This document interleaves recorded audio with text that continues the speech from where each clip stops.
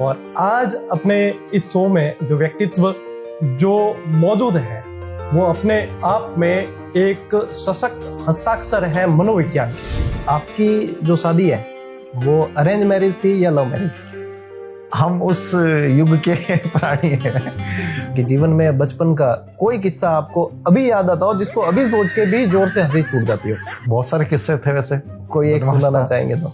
एक किस्सा मैं बता सकता हूँ। धीर सर ने अब तक कितनी प्रतियोगी परीक्षाएं दी और सबसे पहला चयन किसमें हुआ?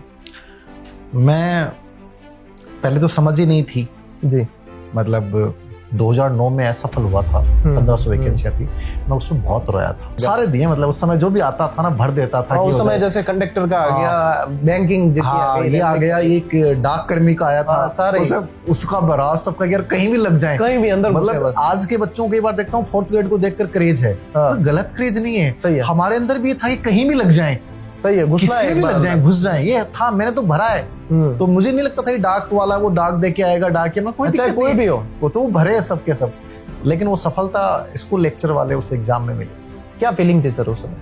मैं बता नहीं सकता। तो पहली बार जैसे पहला कॉल पापा को किया कि मेरा इंटरव्यू बहुत अच्छा हुआ, मेरा 100%, मतलब मैंने ये बोला, मैंने होगा 100% सिलेक्शन हो जाएगा इतिहास विषय से जी। और आप अभी जो बच्चों के अंदर पहचान है वो मनोविज्ञान पढ़ाने से है, तो इतिहास से मनोविज्ञान का सफर कैसे हुआ?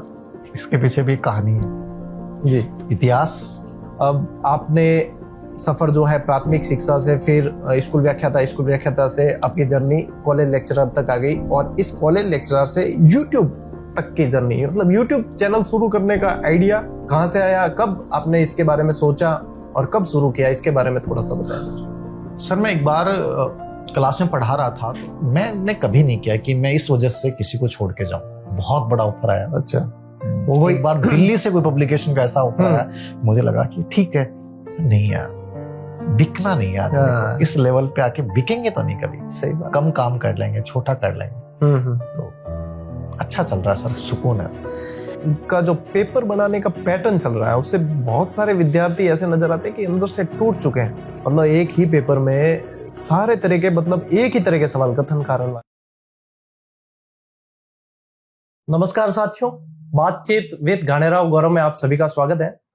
जैसा कि अपन ने पॉडकास्ट शुरू किया था तो तब से ये विजन क्लियर था कि जो भी आएंगे यहाँ पे उनका व्यक्तित्व बड़ा शानदार होगा। और आज अपने इस शो में जो व्यक्तित्व जो मौजूद है वो अपने आप में एक सशक्त हस्ताक्षर है मनोविज्ञान के। शायद ही राजस्थान में कोई ऐसा बच्चा होगा जिसने मनोविज्ञान पढ़ी है और आपसे नहीं पढ़ी हो। राजस्थान कहना थोड़ा सा सीमित हो जाएगा, मैं इसको कहूंगा भारतवर्ष के अंदर यदि कोई शिक्षक भर्ती की तैयारी कर रहा है और मनोविज्ञान पढ़ता है तो जो नाम बताने जा रहा हूं मैं उनसे बहुत अच्छी तरीके से परिचित है।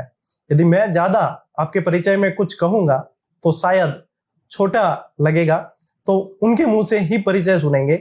सर बहुत बहुत स्वागत है आपका। धीर सिंह जी दावाई सर है हमारे साथ में मौजूद। धन्यवाद सर, बहुत कैसा महसूस हो रहा है सर? मतलब पहली बार लग रहा है कि कोई एक वेल सेटल्ड स्टूडियो में और एक पॉडकास्ट दे रहे हैं, और फिर उस सक्सेस के सामने देना जो बच्चों में बड़ा लोकप्रिय है आजकल। मेरे पास सर 2-1 साल पहले एक बच्ची का मैसेज आया था, सर मैं कोई मैराथन पे क्या है, मैंने बोला था कुछ, तो बोले सर आप मैराथन पे ऐसे सबके लिए नहीं बोल सकते। मैंने कहा क्या हुआ? बोले सर मैं आपको भी बहुत फॉलो करती हूँ और एक गौरव जी घाणेराव है उनको भी फॉलो करती हूँ। तो सर वो मुझे बुरा लगा। मैंने कहा गौरव जी घाणेराव, तो मैंने तो उनका नाम भी नहीं लिया, लेकिन बोले सर मैराथन के लिए बोला। तो मतलब इससे पता चलता है कि बच्चे हमसे कितना प्यार करते हैं, और आपका जो निःशुल्क जो क्लास वाला है उन बच्चों के लिए बड़ा वरदान साबित हुआ है। जो बच्चे किसी वजह से आगे नहीं बढ़ पाते हैं उनके लिए एक उम्मीद की किरण बन के उभरे हो। तो सबसे पहले तो मैं आपको भी बहुत सारी बधाई देता हूं कि एक नया नवाचार आपने प्रारंभ किया। इसके माध्यम से बच्चों को भी कुछ नई जानकारियां मिलेंगी, और बच्चों तक जो आप पहुंच बना रहे हो वो सच में बहुत साधुवाद के पात्र हो। मेरी तरफ से बहुत सारी ढेर सारी आपको शुभकामनाएं। Thank you sir. ये आपने जो कुछ भी कहा है वो आने वाले समय में मेरे लिए बहुत सारी ऊर्जा और सकारात्मक ऊर्जा लेके आने वाला है। इसके लिए बहुत बहुत धन्यवाद, क्योंकि ये चीजें वास्तव में आगे बढ़ने के लिए जरूरी होती है।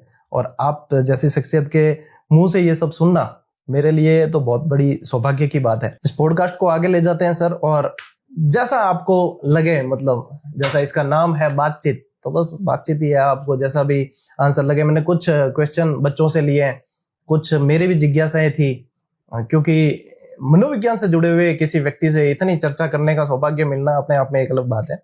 सबसे पहले सर आपके निजी जीवन से जानना चाहूंगा, परिवार में कौन कौन है? परिवार में मम्मी हैं, पापा हैं जी, बड़े भैया हैं और धर्मपत्नी है, एक बेटा है, एक बेटी है। अच्छा, ये पूरा परिवार। बेटा बड़ा है या बेटी? बेटा बड़ा है। अच्छा, बेटी छोटी है? बेटी छोटी वो है। अवनी नाम बेटी का ही है? हाँ, अवनी नाम उसी के नाम पे रखा गया, क्योंकि मेरे सिस्टर थी नहीं, तो मतलब मैं बहुत ऐसे फील करता था कि मेरे राखी बांधने वाली कोई हो। मतलब ये पीड़ा भी थी, और मेरा बहुत मन था कि मेरे बेटी होनी चाहिए, और उसके लिए हम विशेष रूप से वैष्णो देवी भी गए थे। अच्छा, माताजी से मांगने के लिए, और माताजी ने सुना। और बेटी के लिए मतलब एक पिता के प्रति, आप मनोविज्ञान में भी अपन पढ़ते हैं, पिता के प्रति बेटी का प्रेम थोड़ा ज्यादा ही होता है। हाँ, फ्राइड ने स्पेशली बहुत अच्छे से जिक्र किया है इसमें। और ये दो प्रवृत्ति होती हैं, इरोस थेनाटोस। जी। तो उसके तहत ये चर्चा की उन्होंने कि पिता का बेटी से बहुत लगाव होता है, बेटी पिता को बहुत चाहती है, और मम्मी का बेटे से लगाव होता है। खैर, फ्राइड ने उस समय की परिस्थिति के अकॉर्डिंग बताया, लेकिन आज हमें ये भी देखने को मिलता है कई बार कि बेटे का भी पिता से बहुत अच्छा लगाव होता है। वो ये कि यदि आप में वो बच्चा वो स्त्रीण गुण फील करेगा तो वो आपसे अटैच हो जाएगा। सबसे बड़ी आपने कितना, कैसे उसको क्या दिया है, उसके अनुरूप वापस मिलना ही मिलना है। मिलना, देखो, एक तो अपन जिस जगह है वहाँ एक तो टाइम देना बड़ी समस्या हो जाती है। तो कई बार बच्चे बोल देते हैं, आप तो भागते रहते हो, जयपुर जाते रहते हो, मुझे तो टाइम मिलता ही नहीं है, कब आओगे? तो ये बड़ी शिकायत रहती है। बाकी कोशिश ये करते हैं कि अपनी तरफ से जो जितना हो सके, जी। चाहे वो एजुकेशन का हो, चाहे जितना प्यार हो, जो भी उनकी इच्छाएं हो, एक सही गाइडेंस, ये सब चीजें देने की पूरी कोशिश करता है। बाकी तो शिकायतें आज के जो बच्चे हैं, आज के बच्चे उनकी रहती हैं हमेशा। बिल्कुल, ये चीज नहीं मिली, ये चीज, वो तो करेंगे। अपने टाइम में अपन शिकायतों के दौर में नहीं थे, शिकायत कर भी नहीं सकते थे। आज के बच्चे शिकायतों में तो बहुत विश्वास रखते हैं। बच्चों की आजकल तो पूरी लिस्ट बनी होती है, पापा से क्या क्या चीजें चाहिए, क्या चीजें चाहिए, तो जाते ही वो डिमांड लिख के दे देते हैं। ठीक है सर। मैं ये जानना चाहूंगा कि आपकी जो शादी है वो अरेंज मैरिज थी या लव मैरिज? हम उस युग के प्राणी हैं जहां लव मैरिज के बारे में सोचना भी संभव नहीं था। घर वालों ने जो चीजें तय कर दी उनको सर झुका के स्वीकार करना था। हम उस पे ना आपत्ति लगा सकते हैं ना कुछ कर सकते हैं। जो उन्होंने किया है वो बेहतर किया है। मतलब मुझे लगता है कि हमारी पीढ़ी वो जिसने सब कुछ देख लिया, मतलब पुराना नया सब कुछ देखा है। मतलब हमने उन परंपराओं को पूरा निभाने में भी विश्वास रखा है कि नहीं, हम विरोध नहीं कर सकते। और तो इसलिए मेरी शादी तो कंप्लीटली अरेंज मैरिज थी। तो अरेंज मैरिज में भी सर शादी से पहले मेल मुलाकात हुई या नहीं? नहीं, हमारे ऐसा कुछ नहीं। हाँ, नहीं।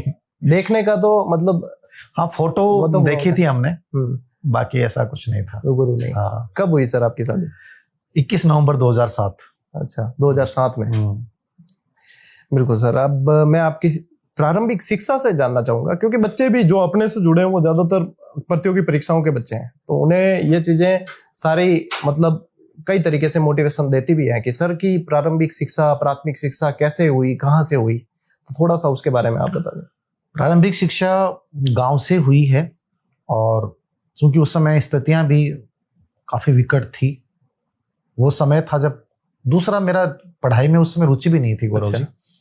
हमारे गांव के स्कूल में मेरी हुई है, और मैं बहुत शरारती बच्चा था बचपन में। अब नहीं लगता सर? अब नहीं लगता। मतलब मैं खेलने को इतना मानता था कि खेलने के अलावा कुछ है ही नहीं। मुझे पढ़ाई करना, होमवर्क मैंने कभी नहीं किया। क्लास में ऐसा कोई पीरियड नहीं होता था जैसे मेरे डंडे नहीं पड़े हों। हम 4-5 बच्चे थे, हमारी तो लाइन ही अलग बना दी जाती थी। अच्छा। मतलब सच बताऊं कि मुझे उस समय देख के कोई नहीं कह सकता कि आज ये बंदा इस स्थिति में पहुंचा कैसे है। उस समय के चाहे वो रिश्तेदार हों, चाहे मेरे दोस्त हों जो क्लास के टॉपर होते थे, लड़कियां हमारा मजाक उड़ा देती थी।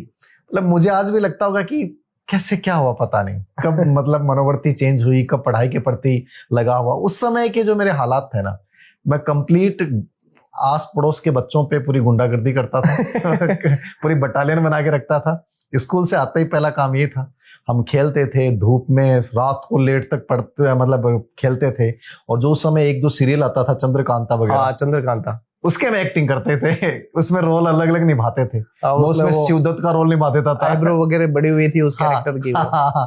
तो मतलब वो टाइम ऐसा था कि मतलब फुल बदमाशियां की हैं, जितनी हो सकती उतनी की हैं। मतलब ये जो सुन रहे हैं सारे, इनको इनके लिए मतलब ये शॉकिंग होगा कि ये सर का शायद दूसरा चेहरा सामने आ रहा है कि वो चेहरा मेरा अलग था, वो चेहरा मेरा अलग था। तो मैं बच्चों को डरा देता था कि मैं तुम्हारा बॉस हूँ, मेरे अकॉर्डिंग करना पड़ेगा, ये चीज करनी पड़ेगी। तो बड़ा वो रहा है। तो मतलब ये आपका गांव बीबासर झुंझुनू? हाँ, झुंझुनू वहीं से पूरी शिक्षा आपकी? हाँ, पूरी शिक्षा हुई। उसके बाद क्या था कि स्कूल वहां तो 8वीं तक स्कूल थी, तो आगे शहर में हम पढ़ नहीं सकते थे। तो पास में एक गांव था दूसरा 5 किलोमीटर दूर, आगे पूरी एजुकेशन में 5 किलोमीटर जाना 5 किलोमीटर आना, पैदल आते जाते थे। वो पूरी मेरी एजुकेशन वहीं से हुई। और मुझे लगता है कि मेरा लाइफ का टर्निंग पॉइंट वहीं से था। 10th तक तो 5 किलोमीटर आप पैदल चल के जाते थे? हाँ, पैदल चल के। आज के समय में कई सारे बच्चे इतनी सुविधाएं मिलने के बाद भी शिकायतें करते रहते हैं। देखते हैं अपन कई बार कि सारी सुविधाएं होने के बाद भी कई सारी शिकायतें सुनने को मिलती है। और उस समय आप 5 किलोमीटर चल के जाते थे, वो भी बिना किसी शिकायत के। जी। ये भी अपने आप में एक सीखने वाली चीज है। मतलब उस समय तक रुचि हो गई थी चीजों से, पढ़ाई से। मेरा तब तक मेरी पढ़ाई में रुचि नहीं थी। मतलब उसके बाद तो मुझे पढ़ने में बहुत अच्छा लगने लग गया था। कुछ ऐसी बातें थी, प्राथमिक जो स्कूल थी उसकी कोई टीचर की कोई बात थी। अच्छा। तो कई बार होता ना, कोई चीजें चुभ जाती हैं आपको, ठीक है, फिर आपको लगता है नहीं कुछ करना है। ऐसी कुछ बातें भी चुभी, परिस्थितियों से निकले। कई बार क्या होता था कि सर्दियों में पहनने के लिए स्वेटर नहीं होती थी, तो मैं कई बार रिक्वेस्ट करता था। तो कई बार पहले तो बुरा लगता था कि यार अपन गरीब परिवार में क्यों पैदा हुए, अपने पास में सुविधा क्यों नहीं है। फिर कई बार लगता था कि यार मम्मी बहुत स्ट्रगल कर रही है, दूध बेचती हैं वो, तो हमारी झोपड़ी थी उस समय तक। अच्छा। फिर धीरे शिकायतें अपने आप कम होती गई, नहीं मैं एडजस्ट कर लूंगा। एक बार जब बहुत बार किया तो पापा को, वो जिस सेठ के नौकरी करते थे बढ़िया के, उनके कोई बच्चे की स्वेटर उनको मिली। अच्छा।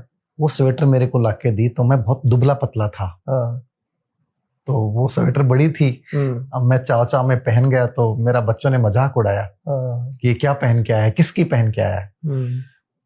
उसके बाद मैंने स्वेटर पहनी नहीं। मतलब मेरे था कि नहीं पहनूंगा, मैं कुछ बनूंगा, कुछ अच्छे स्थितियां सुधरेंगे तब स्वेटर पहनेंगे। मतलब उस समय का वो जो टाइम था ना, वो बहुत बेहतरीन टाइम था। वो सिखाने वाला टाइम था, वो मतलब प्रेरणा देने वाला टाइम था। यदि अपन बात करें उस समय की, वो स्थितियां नहीं होती तो शायद वहीं से वो चीजें चोट करती थी, वो चीजें चुभती थी कई चीजें। बचपन की बातें चल रही है सर, तो अगला सवाल भी वही है कि जीवन में बचपन का कोई किस्सा आपको अभी याद आता हो, जिसको अभी सोच के भी जोर से हंसी छूट जाती हो? बहुत सारे किस्से थे वैसे, कोई एक सुनाना चाहेंगे तो? एक किस्सा मैं बता सकता हूँ। मेरे टीवी देखने का बड़ा चाव था। अच्छा। जिसका पढ़ने में नहीं होता था उसका इन चीजों में बड़ा रहता था, खेलना और टीवी देखना। तो टीवी का बड़ा था। तो अब टीवी खुद के तो होना पॉसिबल ही नहीं था उन हालातों में। तो टीवी 2 ही थे हमारे मोहल्ले में, और दोनों ही वो टीचर थे, गवर्नमेंट टीचर। एक हमारे परिवार में थे और एक हमारे पड़ोस में थे, वो चौधरी थे। तो अब मेरे इतना चाव रहता था कि टीवी देखना है, टीवी के सामने बैठा दो चाहे कुछ भी चले, बट टीवी देखना, मूवी देखने का वो बड़ा रहता था। तो मैं क्या करता था कि जो 5-10 बच्चे होते थे उनमें से सबसे छोटा बच्चा होता था, मैं उसको देखता था। मतलब मुझे कई बार लगता है मैं साइकोलॉजी का टीचर सही बना। मैं उसकी मासूमियत को पकड़ता कि तुम पहले जाओगे, धीरे धीरे जाना, और धीरे धीरे जाके तुम बैठ जाना। तो वो बच्चा बैठ जाता था। तो फिर सोचता था कि कुछ नहीं हुआ, रिएक्शन से नहीं हुआ सामने से। उस समय क्या टीवी कम होते थे, तो जो जिनके था वो समझते थे कि हाँ नहीं बैठने देखने नहीं देंगे, वो अपने हिसाब से। फिर मैं दूसरे बच्चे को, तू जा। पूरी प्लानिंग बना के, पूरी प्लानिंग। मुझे लगता है कि एक अपने साइकोलॉजी में अल्बर्ट बांडुरा का स्थानापन्न पुनर्बलन आता है। मैं पढ़ाता हूँ तो मुझे लगता है मैंने तो उस समय यूज कर लिया था। तो मैं उनपे देखता था कि क्या प्रभाव हो रहा है। फिर मैं लास्ट में सबसे जाके बैठता था। तो एक दिन क्या हुआ, एक प्लान सक्सेस चल रहा था। एक दिन वो जो गुरुजी थे उन्होंने इस चीज को रेडी किया। वो अब तो नहीं है, बूढ़े थे, रिटायर्ड थे। तो मैं जैसे ही प्रवेश किया, उन्होंने गेट को बंद किया और गेट बंद करने के बाद जूती निकाली और इतना जोर से पीटा। तो ये मास्टरमाइंड तू ही है ना, इनको सबको पहले धीरे धीरे बेचता आराम से, लास्ट में तो खुद आता बेटा आ जाता। तो उन्होंने पूरा ऑब्जर्व किया था। पूरा ऑब्जर्वेशन किया, तो वो जिंदगी का बड़ा एक अलग आनंद था। फिर धीरे धीरे आगे बढ़ता गया जीवन, और अब तो लाखों बच्चे हैं आपसे जुड़े हुए हैं जो प्रतियोगी परीक्षाओं की तैयारी कर रहे हैं। तो वो सारे प्रतियोगी परीक्षाओं के जिस दौर से गुजर रहे हैं, तो वो ये भी जानना चाहेंगे कि धीर सर ने अब तक कितनी प्रतियोगी परीक्षाएं दी और सबसे पहला चयन किस में हुआ? मैं पहले तो समझ ही नहीं थी जी। मतलब 12th किया, वहां तक ये था, पढ़ाई का तो जुनून आ गया था। हाँ। स्पेशली 11th-12th में मैं क्लास में टॉप करने लग गया था, फर्स्ट सेकंड में आने लग गया था जी। First year second year third year में मैं मतलब हमारी जो कॉलेज थी वो दूर थी और एकमात्र एडेड कॉलेज थी, गवर्नमेंट कॉलेज नहीं थी। तो घर वालों का फिक्स था कि 5 रुपए मिलते थे, तो मैं 2.5 रुपए खुले करवा कर जाता था, क्योंकि कई बार कंडक्टर 3 रुपए ले लेता था। हाँ। कई बार मैं कोशिश करता था कि मेरा किराया बच जाए, मैंने बहुत किया, मतलब छुप जाना ऐसे कर लेना कि उस बहाने मेरे पास कुछ पैसे बच जाएंगे, तो समोसे खा लेते थे। 3 रुपए का एक समोसा उस समय आता था।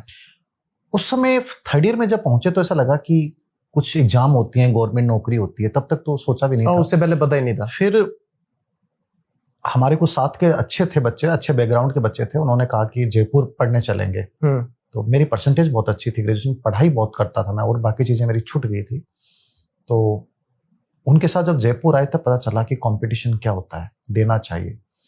मैंने बीएड का पहला एग्जाम दिया था, असफल हुआ था। उसके बाद यूपीएससी का एग्जाम दिया था। अच्छा। कि दें, बट यूपीएससी का एग्जाम देने गया और वहां सुबोध कॉलेज में मेरा सेंटर था। मैं पहली बार डर गया था देख के कि वहां गाड़ियों से लोग उतर आ रहे थे, पानी की बोतलें लेके आ रहे थे, एक अलग सा बैग लेके आ रहे थे, पेन लेके आ रहे थे। मैंने पहली बार अपने आप को महसूस किया कि मैं अपन इन बच्चों में नहीं लड़ पाएंगे, अपने को सोचना भी नहीं चाहिए इस एग्जाम के लिए। मैं पहली बार डरा, मैं पेपर दे रहा था लेकिन मैं अंदर से रो रहा था कि अपन कंपटीशन के लायक नहीं है। यूपीएससी के एग्जाम में मैंने वहां जब बच्चों को आते हुए देखा, उनका तो पहले से प्रिपेयर हो गया, प्रिपेयर मतलब उनका आने का तरीका, गाड़ियों से आ रहे हैं, ठीक है, वो बहुत अच्छे ड्रेसिंग सेंस के साथ आ रहे हैं, मैं नॉर्मल चप्पल के साथ था। ये कुल मिला के मैंने से लगभग मैं आपको बताऊं 25 से 26 परीक्षा मैंने दी होंगी। अच्छा, तब तक सफलता नहीं मिली।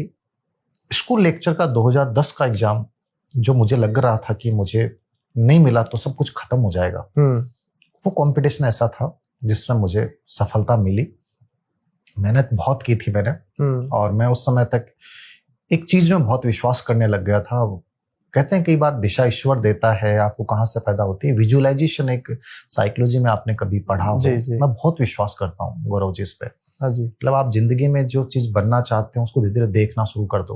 तो मैं अपने आप को ऐसे इमेजिन करने लग गया था कि यार मैं लाइफ में बनूंगा, मैं एक अच्छा व्यक्ति बनूंगा, एक सफल व्यक्ति बनूंगा। और वो धीरे धीरे वो चीजें मुझे लग रहा है कि वो आकर्षित होकर मुझे अपनी तरफ ले जा रही थी। मैं थर्ड ग्रेड 2009 में असफल हुआ था, 1500 वैकेंसियां थी, मैं उसमें बहुत रोया था। अच्छा। और मतलब ऐसा चैलेंज हो गया था कि मैं उस समय तक मुझे कुछ करना था, मतलब स्थितियां खराब थी। तो मैंने एक प्राइवेट कॉलेज ज्वाइन की थी और मैं उस कॉलेज के ही मैंने रिक्वेस्ट की उनसे, वहीं मैंने एक उनसे क्वार्टर लिया और वहीं मैं पढ़ता था। मैं गांव नहीं आता था, मतलब होली दिवाली मतलब इनको भी मैं बचता था कि मुझे नहीं जाना, मुझे अच्छा नहीं लगता था त्योहार वगैरह। मतलब ऐसा लगता था कि कुछ कमी है और वो अब चुभती थी।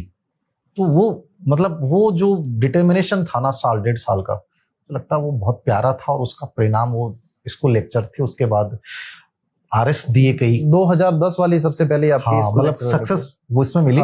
उससे पहले हरियाणा के टीजीटी पीजीटी ये सब दिए हैं, बहुत सारे, मतलब सारे दिए मतलब उस समय जो भी आता था ना भर देता था। उस समय जैसे कंडक्टर का आ गया, बैंकिंग ये आ गया, एक डाक कर्मी का आया था, सारे उसका भरा सबका, यार कहीं भी लग जाए, कहीं भी अंदर। मतलब आज के बच्चों को कई बार देखता हूँ 4th ग्रेड को देखकर क्रेज है, गलत क्रेज नहीं है, हमारे अंदर भी था कि कहीं भी लग जाए, सही है, किसी भी लग जाए, घुस जाए, ये था। मैंने तो भरा है, तो मुझे नहीं लगता था कि डाक वाला वो डाक दे के आएगा, डाक के मैं कोई भी हो वो तो भरे है सबके सब।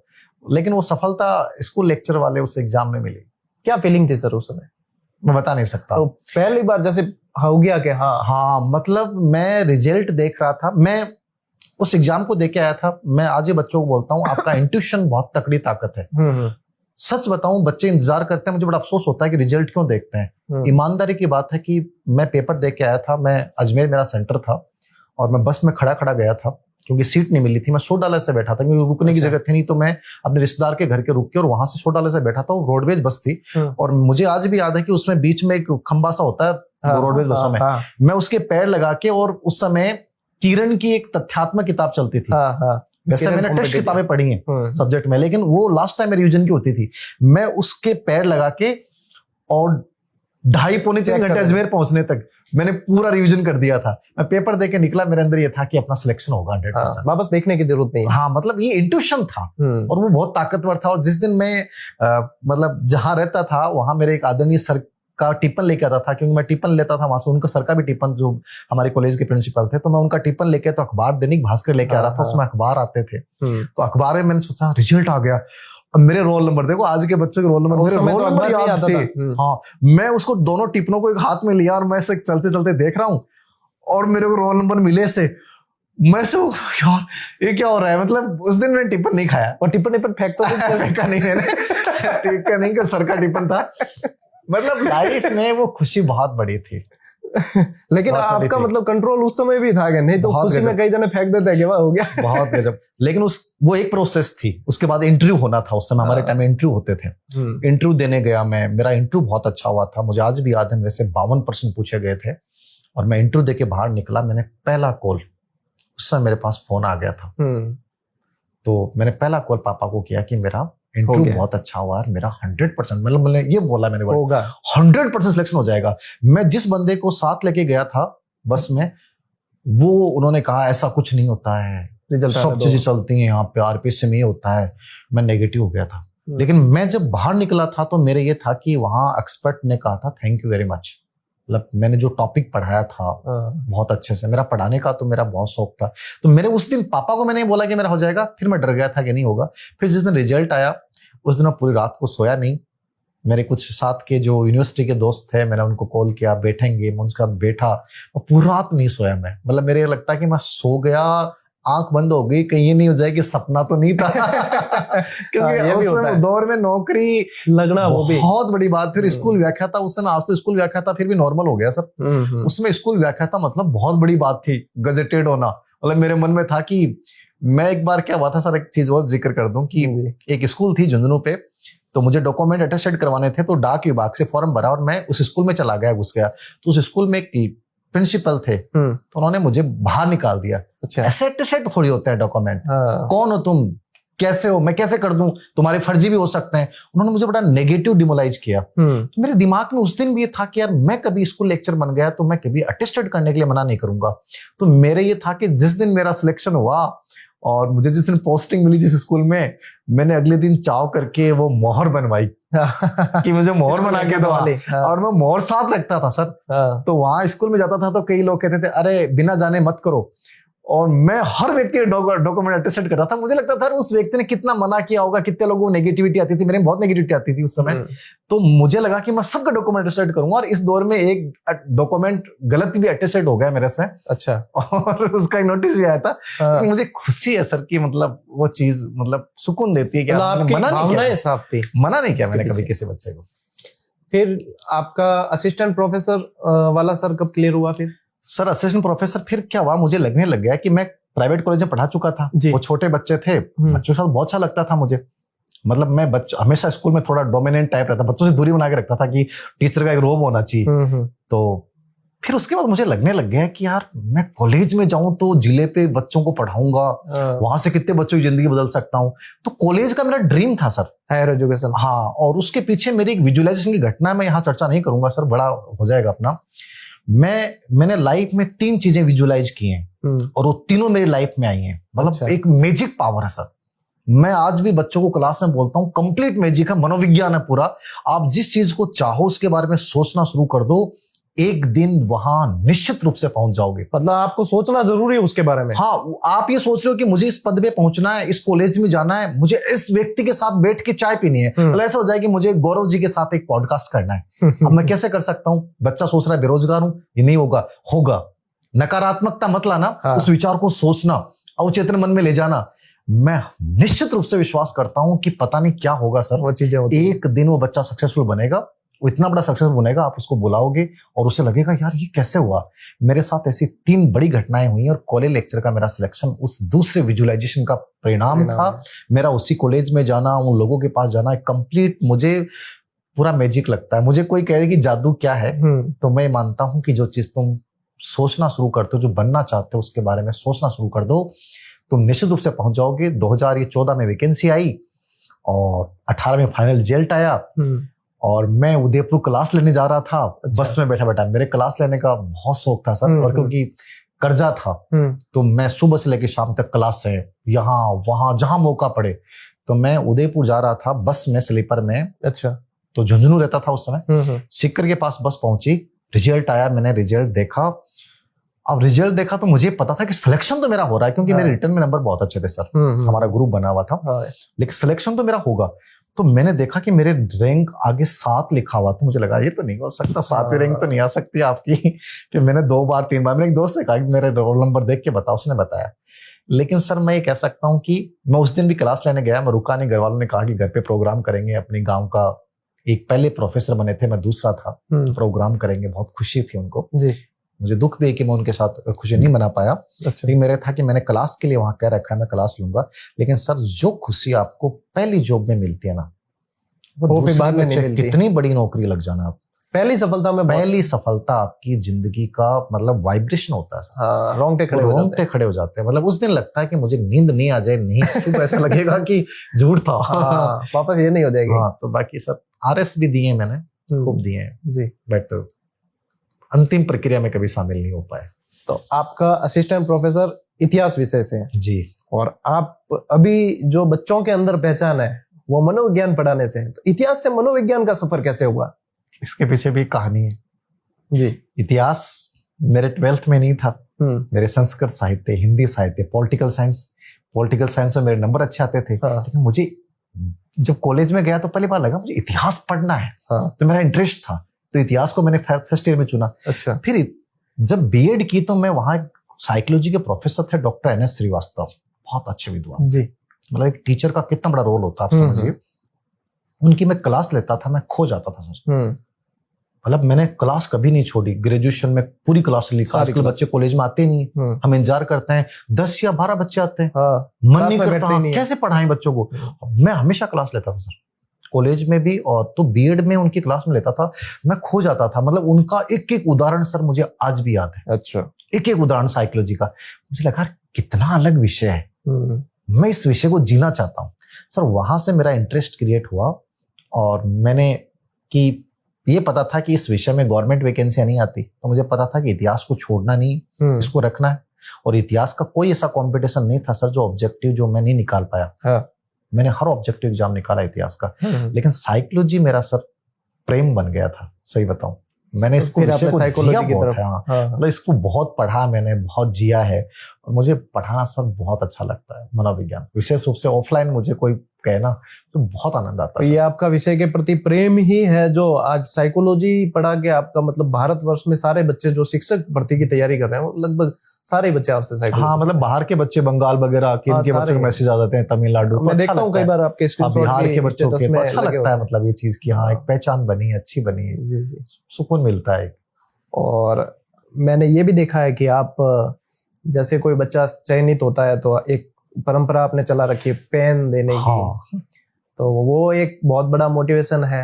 और इसी उपलक्ष्य में हमने भी आपके लिए एक गिफ्ट लाया है, तो वो भी हमारी तरफ से एक भेंट है, वो मैं अभी देना चाहूंगा, क्योंकि आप तो बच्चों को देते ही हैं। ये मेरा सौभाग्य है कि मैं आपको ये भेंट दे रहा हूँ, ये अपने GGD परिवार की तरफ से। वाह सर, मतलब पेन ही है ना, पेन ही है। इसको खोलें आप एक बार, इसका आप इससे फोटो भी लीजिए, इसको खोलें सर आप। अरे वाह, बहुत खूबसूरत है। और मुझे ऐसा पेन, मतलब मेरा ये मन था जो ये जो है ना, ये एक ऐसा पेन मुझे किसी ने दिया था ना जी, कोई मेरे स्टूडेंट ने दिया था जिसमें ये सब चीजें थी। मैंने उस पेन को बहुत संभाल के रखा, लेकिन पता नहीं वो घर जब स्थानांतरित हुआ तो पता नहीं मिला। आज दोबारा से उस पेन की यादें ताजा हो गई है। मैं इस पेन को बहुत संभाल के रखूंगा। और उन सब बच्चों के लिए जिनके लिए मैंने मुहिम चलाई थी, मेरे लिए था कि उनके लिए मोटिवेशन बने। मैं मोटिवेशन में सर बहुत विश्वास रखता हूँ, क्योंकि मुझे कभी मिला नहीं मोटिवेशन। तो मेरे ये था कि मैं कैसी मुहिम चलाऊंगा जिससे बच्चा मोटिवेट होगा। और पेन क्या होता है सर, एक प्यार है, हम इसकी कीमत क्या है वो महत्वपूर्ण नहीं है, बिल्कुल। लेकिन उस पेन के लिए सर मैंने 3 प्रोग्राम करवाए, इतने सारे बच्चे मेरे पास आए हैं, सुकून बहुत मिलता है। मैं आपको, बच्चों ने जो स्क्रीनशॉट आप लगाते हैं ना, बच्चों ने भेजे हुए, उसमें वो लिखते हैं बच्चे कि सर मेरी तैयारी बहुत अच्छी है, आपके हाथों से मुझे पेन लेनी है। तो बस मेरे दिमाग में था कि सर आएंगे अपने पॉडकास्ट में, जब भी आते हैं धीर सर, तो बच्चों की एक चाह होती है कि सर के हाथ से पेन लेनी है, अपन भी सर को एक पेन भेंट करते हैं, क्योंकि एक शिक्षक के लिए पेन तो एक हथियार है, शिक्षक के लिए बहुत बड़ी चीज है सर। और जो काम पेन कर सकती है वो तलवार भी नहीं कर सकती, निश्चित रूप से। और ये इस ताकत को मुझे लगता है हर बच्चे को महसूस करना चाहिए कि ये पेन सच में मतलब बहुत बड़ी ताकत है। बिल्कुल। और यहाँ तक आप सही तरीके से पहुंच जाते हो ना, तो इसमें जो सुकून है बाकी किसी नौकरी में नहीं है। हो सकता है सबके ड्रीम होते हैं बड़े बड़े, लेकिन मुझे लगता है कि पहले मेरे भी क्या पता क्या रहेंगे, लेकिन मैं अब बहुत अच्छा फील करता हूँ, मुझे इतना सुकून है इसमें कि पूछो मत कि यार क्या जॉब है। इस पॉडकास्ट को आगे ले जाते हैं सर।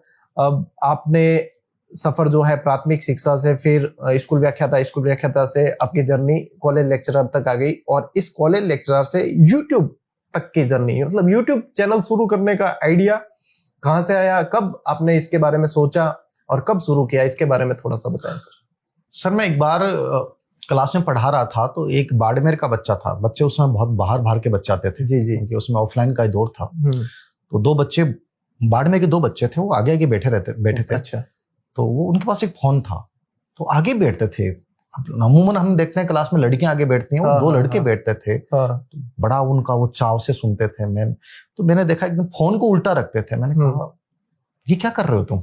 उस समय एक ऐसा टाइम था जब टीचर ये मानता था कि मेरा कंटेंट बाहर नहीं जाना चाहिए, मेरी चीजें मतलब मेरी रहनी चाहिए, वो चीज थी। मैंने कहा क्या करो? बोले सर आपसे हम पढ़ते हैं, पढ़ने के बाद हम बाड़मेर चले जाएंगे, सर ये चीजें हमें इतनी मोटिवेट करती हैं कि हम इनको सुनेंगे सर, रिकॉर्ड करेंगे। मैंने कहा आप रिकॉर्ड करके किसी और को दे दोगे? बोले नहीं सर पक्का हम किसी को नहीं देंगे। तो मेरे दिमाग में है कि ऐसा हो सकता है कि मेरी बातें इतनी मोटिवेट करती हैं, क्लास इतना है बच्चों को लगता है, तो क्या ऐसा हो सकता है क्या? उस समय फिर मैंने कहा कि नहीं पॉसिबल है, अपनी सब चीजें लीक हो जाएंगी, कॉपी करने लग जाएंगे लोग, तो नहीं। फिर 18 में ऐसे ही मैंने मोटिवेशन के लिए एक वीडियो क्लास में एक बनाया था। फिर मैंने धीरे धीरे गाइडेंस के लिए वीडियो स्टार्ट किए। अच्छा। कोरोना काल आ गया तो मुझे लगा कि मैं कुछ पढ़ाऊं, बच्चों को बताऊं। अब माध्यम क्या है, मोबाइल ही था। तो एक पास में एक प्राइवेट स्कूल थी, मैं उनके डायरेक्टर को जानता था। मैंने उनसे कहा कि मुझे एक व्हाइट बोर्ड दे दो प्लीज आप। अच्छा। तो उन्होंने मुझे व्हाइट बोर्ड दिया, एक मार्कर दिया। तो मैंने अपने बेडरूम में ही छोटा सा लगाया और वहां से मैं पढ़ाता था, और हर दिन देखता था आज कितने सब्सक्राइबर बढ़े, 10, 20, 30। ये वो एक अलग ही क्रेज था। मैसेज आता था, बहुत अच्छा लगता था। तो वहां से मैंने वो सफर शुरू किया, जब मैं खुद ही सब चीजें बनाता था, खुद ही वीडियो डालता था। और ये 3-4 साल मैंने खुद किया, मतलब टीम कोई नहीं थी, मैं खूब थंबनेल वगैरह खूब बनाना, खुद ही सब चीजें करना। लेकिन वो बड़ा अच्छा लगता था, मतलब धीरे धीरे अच्छा लगने लग गया। बच्चों के नीचे मैसेज आते थे कि सर बहुत अच्छा लगता है, आप ये गाइड करो, ये कैसे पढ़ें।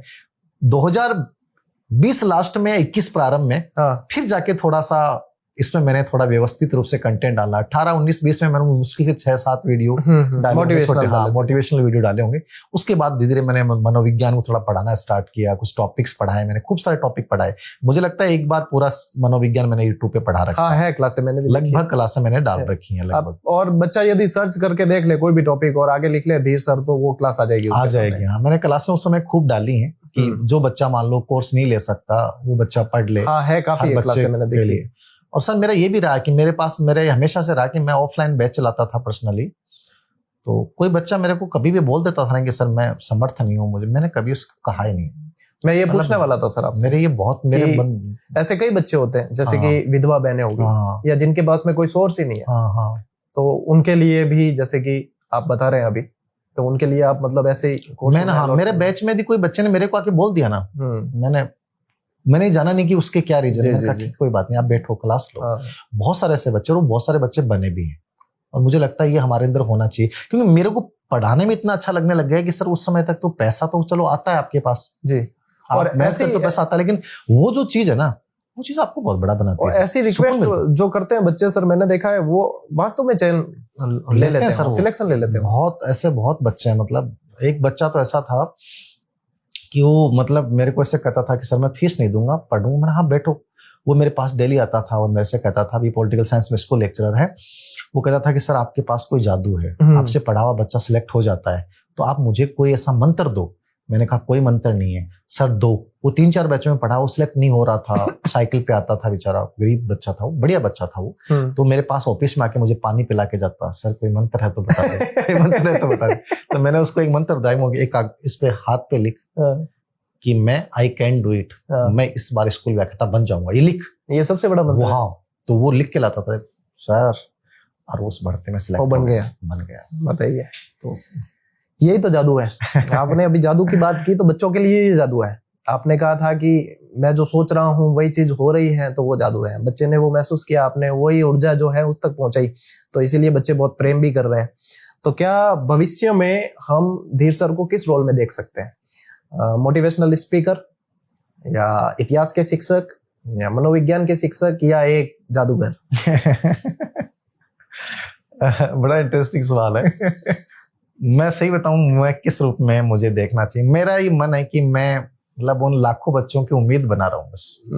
मतलब उनकी प्रेरणा, उनकी उम्मीद जिंदा रहे, मतलब उम्मीद जिंदा रहे। क्योंकि मुझे लगता था कि मुझे बहुत डिमोलाइज किया जाता था मेरी राइटिंग को लेकर। मुझे लोगों ने कहा कि तू जिंदगी में कभी कुछ नहीं कर सकता, अच्छा। तू नेट नहीं कर सकता। मुझे मोटिवेट करने वाला कोई नहीं था। मैं कई बार कहता हूँ ना, मेरे कई लोग आलोचना करते हैं कि मोटिवेशन से क्या होता है। सर मोटिवेशन से बहुत होता है गौरव जी, आदमी टूट जाता है। कई बार ऐसे हालात आते हैं, मैं बच्चों से बात करता हूँ सर, मतलब कोई घर में एक व्यक्ति कहने वाला नहीं होता कि तू कर सकता है, तू बढ़। पैसा सर इंपॉर्टेंट नहीं होता है, लेकिन हिम्मत देना बहुत बड़ी बात होती है। तो मैं चाहता हूं कि वो लाखों बच्चे मुझे टीचर से भी ज्यादा ये माने कि सर हमारे भाई हैं, बड़े भाई हैं, ठीक है। वो बहनें मुझे माने कि सर आप एक पिता की भूमिका, एक भाई की भूमिका, मतलब आप इस भूमिका में हमें आगे बढ़ाओ। मतलब कोई तो समझने वाला है। हाँ, मतलब मैं उस रूप में हमेशा रहना चाहता हूँ। मतलब और इसके लिए चाहे मुझे इतिहास पढ़ाना पड़े, साइकोलॉजी पढ़ाना पड़े, मोटिवेशन देना पड़े, तो मैं उनकी प्रेरणा बने रहना चाहता हूँ। और उन बच्चों की जिनकी उम्मीदें टूट चुकी हैं, जिनको लगता है कि हम कुछ नहीं कर सकते, किस रूप में हमेशा देखना चाहूंगा। बिल्कुल बिल्कुल सर, बहुत अच्छा उत्तर मिला है जो मैंने सवाल पूछा था उसके बारे में। और जहां बच्चियों की जिक्र हुआ है, तो उसी से अगला सवाल मैं लेना चाहूंगा सर। हाउसवाइफ और वर्किंग वाइफ के बारे में आपकी क्या राय है? क्योंकि समाज जो है इन्हें अलग अलग नजरिए से देखता है। हाउसवाइफ को अलग नजरिए से देखता है, और वर्किंग वुमेन है उसको अलग नजरिए से। आपकी नजर में इनकी भूमिका कैसी रहती है? सर महिला की सबसे बड़ी भूमिका, मैं तो कहता हूँ वुमेन, नारी, महिला, ये इनकी ऐसी भूमिका है जिसको आप स्पष्टीकरण दे नहीं सकते, परिभाषित नहीं कर सकते, परिभाषित कर ही नहीं सकते। सर वो सर्जन है जो अपने गर्भ में पूरी दुनिया को रख के चलती है। आप सोच के देखिए वो क्या कर सकती है। ये अलग टाइम था कि हमने महिला को अबला ये सब कहा, ये केवल एक साजिश थी। महिला कमजोर कभी नहीं होती है। बिल्कुल सही बात, कभी नहीं होती है। महिला दोनों भूमिकाएं, हाउस वाइफ में देखें, अपन कई बार बात करते हैं, आज महाराणा प्रताप की बात करें, शिवाजी महाराज की बात करें, ये महिला के संस्कार थे गौरव जी। इस देश को आजादी तक पहुंचाने वाले वो संस्कार उन्होंने वहां पैदा किए। बिल्कुल, वो भूमिका उन्होंने निभाई, क्योंकि उन्हें उस समय अवसर वही मिला। समझ रहे हो? हमें उस भूमिका को सैल्यूट करना चाहिए कि मतलब जो भूमिका जिस तत्परता के साथ उन्होंने निभाई ना, मैं कहता हूं आपको और मेरे को भूमिका दे दी जाए ना, हम हार जाएं सर, बिल्कुल सही, थक जाएं। मैं वो नहीं थकती, वो मतलब हर चीज को सहन किया उसने। हमने देखा अपने बचपन से, अपनी माताओं को देखा है और बहुत सारी माताओं को देखा है। मतलब आपका सर, आपके पास ऐसे मैसेज आते होंगे, क्योंकि बच्चे, मेरे तो नंबर मिल जाते हैं बच्चों तो मेरे पास, मैं सर रोने लग जाता हूँ रात को, भावुक हो जाते हैं। मतलब सर एक घटना थी, उसका रोती हुआ मेरे पास मैसेज आया, मैं सर सुन हो गया, ऐसे बताऊं। और भावनाएं क्या है अरे सर आप सोच नहीं सकते, मतलब मेरे पास ऐसी ऐसी कहानियां हैं। मतलब मैं कई देर तक ऐसा रहा कि मैं क्या बोल रहा हूँ इसको, मतलब मैं मेरे हो गए कि वो कैसे कर सकते हैं। वो ऐसी कहानी मैं बोल भी नहीं सकता। मतलब अपने बच्चे के लिए उसने, मतलब ट्रेन में उसके साथ एक ऐसी हादसा हुआ, उस महिला ने जो बोला ना सर मैं हिल गया अंदर से। एक माँ अपने बच्चे के लिए क्या कर सकती है, किस भूमिका में वो क्या क्या सहन कर सकती है, मतलब कंपैरिजन नहीं कर सकते गौरव जी। मतलब ऐसा हो जाता है कि ये क्या भूमिकाएं निभाती हैं, कैसे निभाती हैं। इनको हाउस वाइफ में मिले तो ये वहां इतनी तत्परता से, वर्किंग वुमेन के रूप में जब इनको भूमिका मिलती है तो ये घर का काम करके भी बाहर की पूरी दुनिया को सारे संभालना। संभाल लेती है। और सर वो जो भूमिका निभाती है ना, मुझे लगता है बहुत बेहतर भूमिका निभाती हैं, बहुत ईमानदारी से निभाती हैं। उनका जो उनके गुण है ना वो झलकते हैं कार्यस्थल पे भी और घर में भी।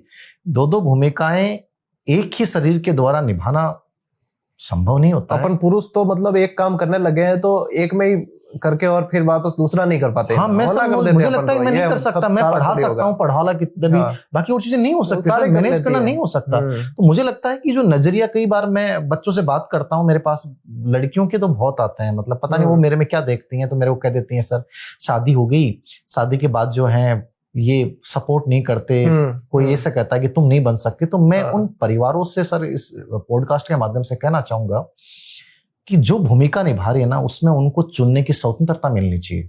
यदि वो हाउस वाइफ निभा के वो खुश है ना, उनको स्वतंत्रता मिलनी चाहिए। वो ये कह रही है कि नहीं मुझे ये भी निभानी है, लेकिन मुझे अपने पैरों पे खड़ा होना है, चाहे वो शादी के बाद की स्थिति हो, शादी से पहले की स्थिति हो।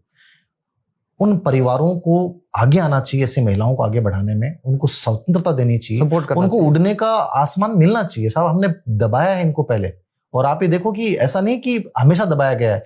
आप वैदिक काल में चलोगे तो हमने बहुत स्वतंत्रता दी। बिल्कुल, उस समय तो पढ़ी है महिलाएं, उस समय तो विदुषी, हाँ विदुषी महिलाएं, हमने स्वयं वर्ग की प्रथा चलाई, ये सब चीजें चलाई। तो फिर आज के इस दौर में हम 21 सदी की बात कर रहे हैं, और वहां यदि हम ऐसा उदाहरण पेश कर रहे हैं कि एक लड़की पढ़ना चाहती है, वो लाइब्रेरी जाना चाहती है, या मान लो कहना चाहती है कि मैं अपने सपने को एक बार जीना चाहती हूँ, मुझे एक चांस दो, उस समय हमारे पैर खिसकने नहीं चाहिए, हमें आगे बढ़ के संबल देना चाहिए कि हाँ हम खड़े हैं तेरे साथ, तेरा नहीं होगा कोई बात नहीं, तुम इस भूमिका को भी निभाओगी तो निभानी है तुम्हें, एक बार मौका मिलना चाहिए। मतलब चुनने की स्वतंत्रता सर दो उनको। हर क्षेत्र में महिला शक्ति झंडे गाड़ रही है सर। हाँ सर, हर क्षेत्र में मिलना चाहिए सर, मुझे लगता है। और महिला दिवस हम सिर्फ सैद्धांतिक रूप से नहीं मनाए, उनको ये स्वतंत्रता देके मनाए। बढ़िया सर, मैं अभी आपके उस ऑफिस में बैठा था, मैंने देखा कि सीईओ जो है वो मेरे तो मैडम सीईओ है, मदर डायरेक्टर है, मैं तो एम्प्लॉय हूँ सर। तो ये मुझे लगता है कि उदाहरण पेश करने की जरूरत है, और ऐसे जो परिवार जो ऐसी लड़कियों को सैल्यूट करते हैं, शादी के बाद मतलब आगे बढ़ाते हैं, मैं उस सास ससुर को मतलब भगवान का रूप मानता हूँ। ऐसे मतलब बहुत ये संदेश आगे जाना चाहिए, बहुत जरूरी है सर, क्योंकि मैंने बच्चों को रोते हुए देखा सर, बिलखते हुए देखा, मतलब कि एक चांस सर मिल जाता तो मैं कर लेती। तब ऐसा लगता है मैं क्या करूं, तो मैं उनको कहता हूँ जैसी परिस्थिति उनमें करो बेटा, कोई बात नहीं होगा। तो दर्द तो बहुत होता है कि मैं कुछ करूं। और हाउसवाइफ का जीवन तो सर ऐसा होता है ना, वो तो मतलब सारे ही काम कर रही है और उसके जीवन में तो कोई छुट्टी तक नहीं है। हाँ नहीं होती सर, वो तो 24/7 वर्किंग वुमेन है एक तरीके से। इनके एक प्रॉब्लम होती है, हम सबको पता है, हर महीने 3 से 4 दिन इनको इतना पेन होता है, इतना ब्लड इनके निकलता है, उस दिन भी ये वही भूमिका निभा रही है, उस दिन भी ये अपनी सारी जिम्मेदारियां पूरी कर रही है ना। हमारा कभी सरदर्द होता है, मैं कई बार परेशान हो जाता हूँ, छोड़ देते हैं, हाँ नहीं मैं परेशान हो जाता हूँ, वो परेशान क्यों नहीं होती भाई, उसका भी तो हक है ना। तो मतलब ऐसा लगता है कि सब चीजें उस पे लागू हैं, फिजिकल प्रॉब्लम उसके लागू है, सामाजिक जिम्मेदारी उसकी लागू है, रिश्ते निभाना उसके लागू है, बंदी से भी उसमें थोप दो आप कि तुम बाहर नहीं निकल सकते, सपनों के लिए लड़ नहीं सकती। अरे तो उसको मारोगे क्या? वो अपने शरीर से भी लड़ रही है और हम सब से भी लड़ रही है, तो कहीं ना कहीं हमें उसकी भूमिका को स्वीकारना चाहिए, मुझे लगता है। बिल्कुल बिल्कुल, बहुत गहरी बात कही है सर आपने। सर मेरे जहन में एक सवाल आ रहा है कि 2021 के बाद मनोविज्ञान का दूसरा चेहरा ही धीर सिंह जी धाबाई सर बन गए, तो जब ये दौर आया तब क्या आपको किसी बड़े इंस्टीट्यूट या किसी बड़े पब्लिकेशन से कुछ ऐसा ऑफर आया कि आप अपने प्लेटफॉर्म पे नहीं पढ़ा के हमारे लिए पढ़ाओ, हमारे लिए काम करो? क्या ऐसा हुआ आपके साथ भी? ये मुझे लगता है कि शायद सबके साथ होता होगा। जब आदमी बड़ा नहीं बनता है, उसका नाम नहीं होता है, तब तक तो उसको खुद जाना पड़ता है। हाँ, खुद जाओ प्लीज, एक क्लास दे दो, बड़ा शोषण होता है उसका। जब वो अपनी मेहनत से बड़ा मुकाम पा लेता है, उसके बाद उसके पास लाइन लगती है। और ये बहुत बार हुआ, पब्लिकेशन द्वारा भी, कई कोचिंग इंस्टीट्यूट, मतलब घर आ जाते थे। एक बार तो एक मेरे जानकार थे, वो मेरे कार्यस्थल पे पहुंच गए, मेरे को गाड़ी में बैठाया, बोला कि आप बोलना मत।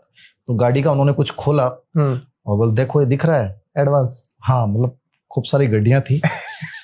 अब मेरी चीज सर ये है कि मैंने पैसा नहीं देखा, गरीबी से पले हैं तो अपने हो सकता है अपना प्रभावित हो जाए। मेरे ये था कि अपन जहां हैं उनके साथ कभी धोखा नहीं करेंगे, मैं कभी नहीं। मेरे को ये ऑफर खूब मिले सर, पब्लिकेशन के भी, कोचिंग, कई कोचिंग, मतलब मेरे घर पे आ गए 3-4 मालिक जो थे वो आ गए कि हम आपको ये कर देंगे, आप कहाँ बैठे हो, ये करना चाहिए। मैं सर विश्वासघात कभी नहीं करता, मैंने कभी नहीं किया। जिसके साथ जुड़ा रहा वो चाहे इंस्टीट्यूट बंद हो गया हो, उनकी मर्जी हो, लेकिन मैं अंतिम समय तक खड़ा रहा हूं। और सर उन इंस्टीट्यूट ने ही मेरे साथ धोखा कर दिया हो, मेरे को मेरा पारिश्रमिक नहीं दिया और मेरी मेहनत खा गए। बहुत सारे ऐसे जिन इंस्टीट्यूट को मैंने बड़ा बनाया, उठाया। सीकर में 1-2 इंस्टीट्यूट थे, अच्छा ठीक है, झुंझुनू में इंस्टीट्यूट थे, मतलब बहुत हुआ मेरे साथ कि जिनको मैंने उठाया वही मेरे साथ चोट कर गए। मैंने कभी नहीं किया कि मैं इस वजह से किसी को छोड़ के जाऊं। तो ये मुझे खुशी भी है कि मैं ठीक था। तो यही चीजें व्यक्ति को बड़ा बनाती है। और आज आपका जो व्यक्तित्व है, पता नहीं सर। नहीं बिल्कुल सर, आज बच्चों से आप पूछें तो पता चलता है कि आपका जो व्यक्तित्व है वो अब किसी के खरीदने का मोहताज रहा नहीं है। कोई खरीद नहीं सकता। व्यक्ति को खरीदा जा सकता है लेकिन व्यक्तित्व को नहीं खरीदा जा सकता। वो आपकी इसी सोच ने आपको यह व्यक्तित्व दिया है। तो एक बार तो मेरे YouTube चैनल के लिए भी मेरे पास बहुत बड़ा ऑफर आया। अच्छा, वो एक बार दिल्ली से कोई पब्लिकेशन का ऐसा ऑफर आया, मुझे लगा कि ठीक है, नहीं यार बिकना नहीं यार, इस लेवल पे आके बिकेंगे तो नहीं कभी। सही बात। कम काम कर लेंगे, छोटा कर लेंगे। तो अच्छा चल रहा है सर, सुकून है। क्या कभी ऐसा दिन जीवन में आया हो कि कभी किसी ने मदद मांगी हो आपसे और आपको मना करना पड़ा हो? सर कोई ऐसा मैं था तो मैंने बहुत लोगों से मदद मांगी थी, मुझे मदद कभी नहीं मिली। अच्छा। जो मेरा टाइम था, एक बार तो मैंने किसी से मोटरसाइकिल मांगी थी जब स्ट्रगल टाइम था। तो उन्होंने मुझे साधारण मोटरसाइकिल नहीं दी कि ये तेल नहीं डलवाएगा। हाँ। सबका वक्त आता है सर, एक वक्त होता है जब आपको बहुत सारी जिल्लतें सहन करनी पड़ती हैं, लेकिन एक वक्त ऐसा भी आता है जब आपके पास वो सब चीजें होती हैं। और हमें हमेशा करना चाहिए कि जब आपका सबसे खराब समय होता है उस समय आप किसी को इस आधार पे मत दो कि ये डलवाएगा तेल नहीं डलवाएगा, ये चीज नहीं करेगा। मैं सर ईमानदारी से कह दूं, मेरे हाथ में फोन है, मेरा फोन पे है। आप यदि इसकी 2 या 3 साल की हिस्ट्री देखोगे, ऐसे लोगों के मतलब मैसेज आए हुए हैं और मैं जानता नहीं, सब उन्होंने भेजा कि सर मेरी ये किस्त बाकी है, मैं बर्बाद हो जाऊंगा, मेरे साथ ये है सर, मुझे सिर्फ इतनी सी मदद कर दो। मैंने सर बिना जाने उनको मदद की है और उन्होंने इस आधार पे मदद मांगी कि हम वापस कर देंगे। ऐसे बहुत सारे तो अपने स्टूडेंट हैं जो टीचर भी बन गए। अच्छा सर, उन्होंने वापस कभी नहीं किया। बहुत लोगों की मैंने मदद की। हाँ मतलब मैंने बिना घर वालों को बताए, और ऐसी सी चोट पड़ी है जो मैं इस प्लेटफॉर्म पे शेयर नहीं कर सकता। मेरे घर वाले इतने नाराज होते हैं कि इतना पागलपन ठीक नहीं है, आप मदद करो लेकिन अपने को नुकसान करके, मतलब इतनी बड़ी राशियां, मतलब समझ नहीं सकते अपन, विश्वास पे कि यार इसको जरूरत है, मैं उसे करना चाहिए। मैंने बहुत मदद की है सर। केवल मैंने एक बार, आज भी मदद कर देता हूं, एक बार मैंने एक बच्चे को मना किया था, वो इसलिए मैं बताना चाहूंगा कि इसके माध्यम से, उस बच्चे ने जो मदद मांगी वो ये मांगी कि सर मेरी गर्लफ्रेंड है और मैं सर आपको बहुत मतलब आइडियल मानता हूं और वो उसकी एक शर्त है, इस शर्त को मुझे पूरा करना है। तब मैंने उसको मना किया सर। मतलब मुझे और सर मैंने इस आधार मना किया कि बेटा मैं तू पढ़ाई से रिलेवेंट कोई चीज मांग ले, मैं कर दूंगा, मेरी क्लास ले ले, मैं कुछ नहीं लूंगा, तुझे जो चीज चाहिए वो ले ले, ठीक है। लेकिन आज जो लड़की तुमसे शर्त कंडीशन के आधार पे कर रही है कि ऐसा करेगा तो ये होगा, मैंने कहा वो रिश्ता तुम्हारे साथ कभी नहीं निभेगा नहीं, और मैं इस ऐसे पाप का भागी तो नहीं बनूंगा। ये तुम्हारा सच में कुछ होगा ना तो वो ऐसे भी तुम्हारा साथ देगी। तो वो एक मात्र उदाहरण है सर, बाकी तो मुझे लगता नहीं कि मैंने कभी किसी को मना किया। मना तो मैंने मतलब ये उदाहरण तो वैसे ये तो बनना चाहिए ऐसे कि भाई स्टूडेंट मैं आपका हूँ और मेरी गर्लफ्रेंड के लिए करना है, सर मेरी मदद कर दूंगा, आपको रिटर्न कर दूंगा, लेकिन मैंने कहा इसके लिए नहीं करूंगा, बाकी चीजों के लिए कर लेना। क्योंकि जो आज कंडीशन लगा रही है कल वो आपको, मतलब जो आज लेन देन, रिश्ते कैसे, लेन देन जहाँ जाता है ना रिश्तों में वहां खत्म हो जाता है, लेन देन नहीं होना चाहिए। कंडीशन पे रिश्ते टिकेंगे भी कैसे? जहाँ लेन देन रिश्तों में जाता है सर वो खत्म भी हो जाता है। मैंने देखा है, मैंने बहुत सारे लोगों की, मेरे रिश्तेदारों की मदद की, वो आज मेरी आलोचना कर देंगे, वो कह देंगे वो तो कोई काम का नहीं है, घमंडी है।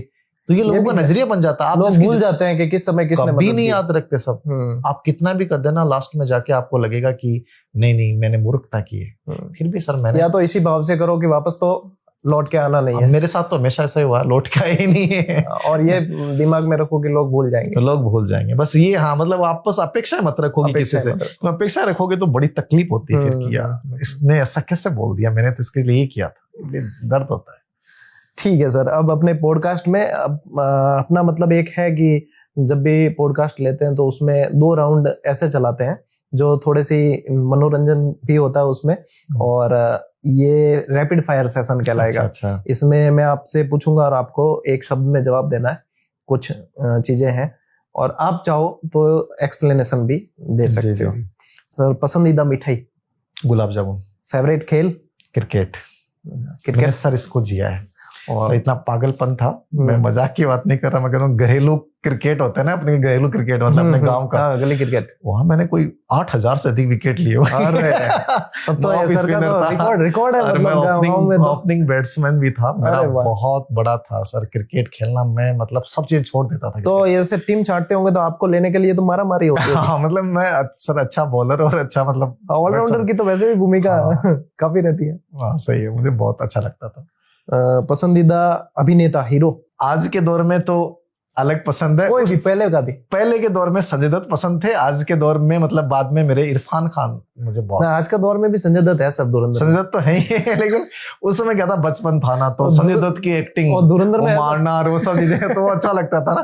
तो बाद में धीरे परिपक्वता आई तो एक्टिंग ज्यादा अच्छी लगने लगी। तो इरफान खान बहुत अच्छे लगे। इरफान खान का जो मतलब मिस करता हूँ आज भी, खास इरफान खान होते अदाकारी वास्तव में क्या मतलब उनका जीने का मतलब अभिनय को जीने का तरीका। पसंदीदा हीरोइन? माधुरी दीक्षित। माधुरी दीक्षित उस दौर की। आपको मतलब अभिनय ज्यादा पसंद आया या नृत्य? उनका अभिनय और नृत्य दोनों, स्पेशली नृत्य तो बहुत पसंद आता है, अभिनय भी क्योंकि बहुत वो अच्छा एक अलग जादू है। हाँ वो अलग जादू है। पसंदीदा क्रिकेटर? सौरव गांगुली। अरे वाह, मैं पागल था। लेफ्टी? पागल था। आप भी लेफ्टी है? हाँ मैं पागल था, मतलब मैंने घर में फोटो लगा रखी थी। अरे वाह, है ना, क्या बात है। मैं मतलब एक मेरे पड़ोस में एक आर्मी मैन थे, मैं उनसे वो मैगजीन, वो सचिन तेंदुलकर के फैन थे, वो उनकी आलोचना करते थे, मैं उनके पास मैगजीन लाता था, सौरव गांगुली फोटो थी, मैं उसको काट के ले आता था। अरे वाह। सौरव गांगुली मतलब वर्ल्ड कप जब 2003 में भारत हारा था, मैं 2 दिन खाना नहीं खाया सर, मैंने बहुत रोया हूँ।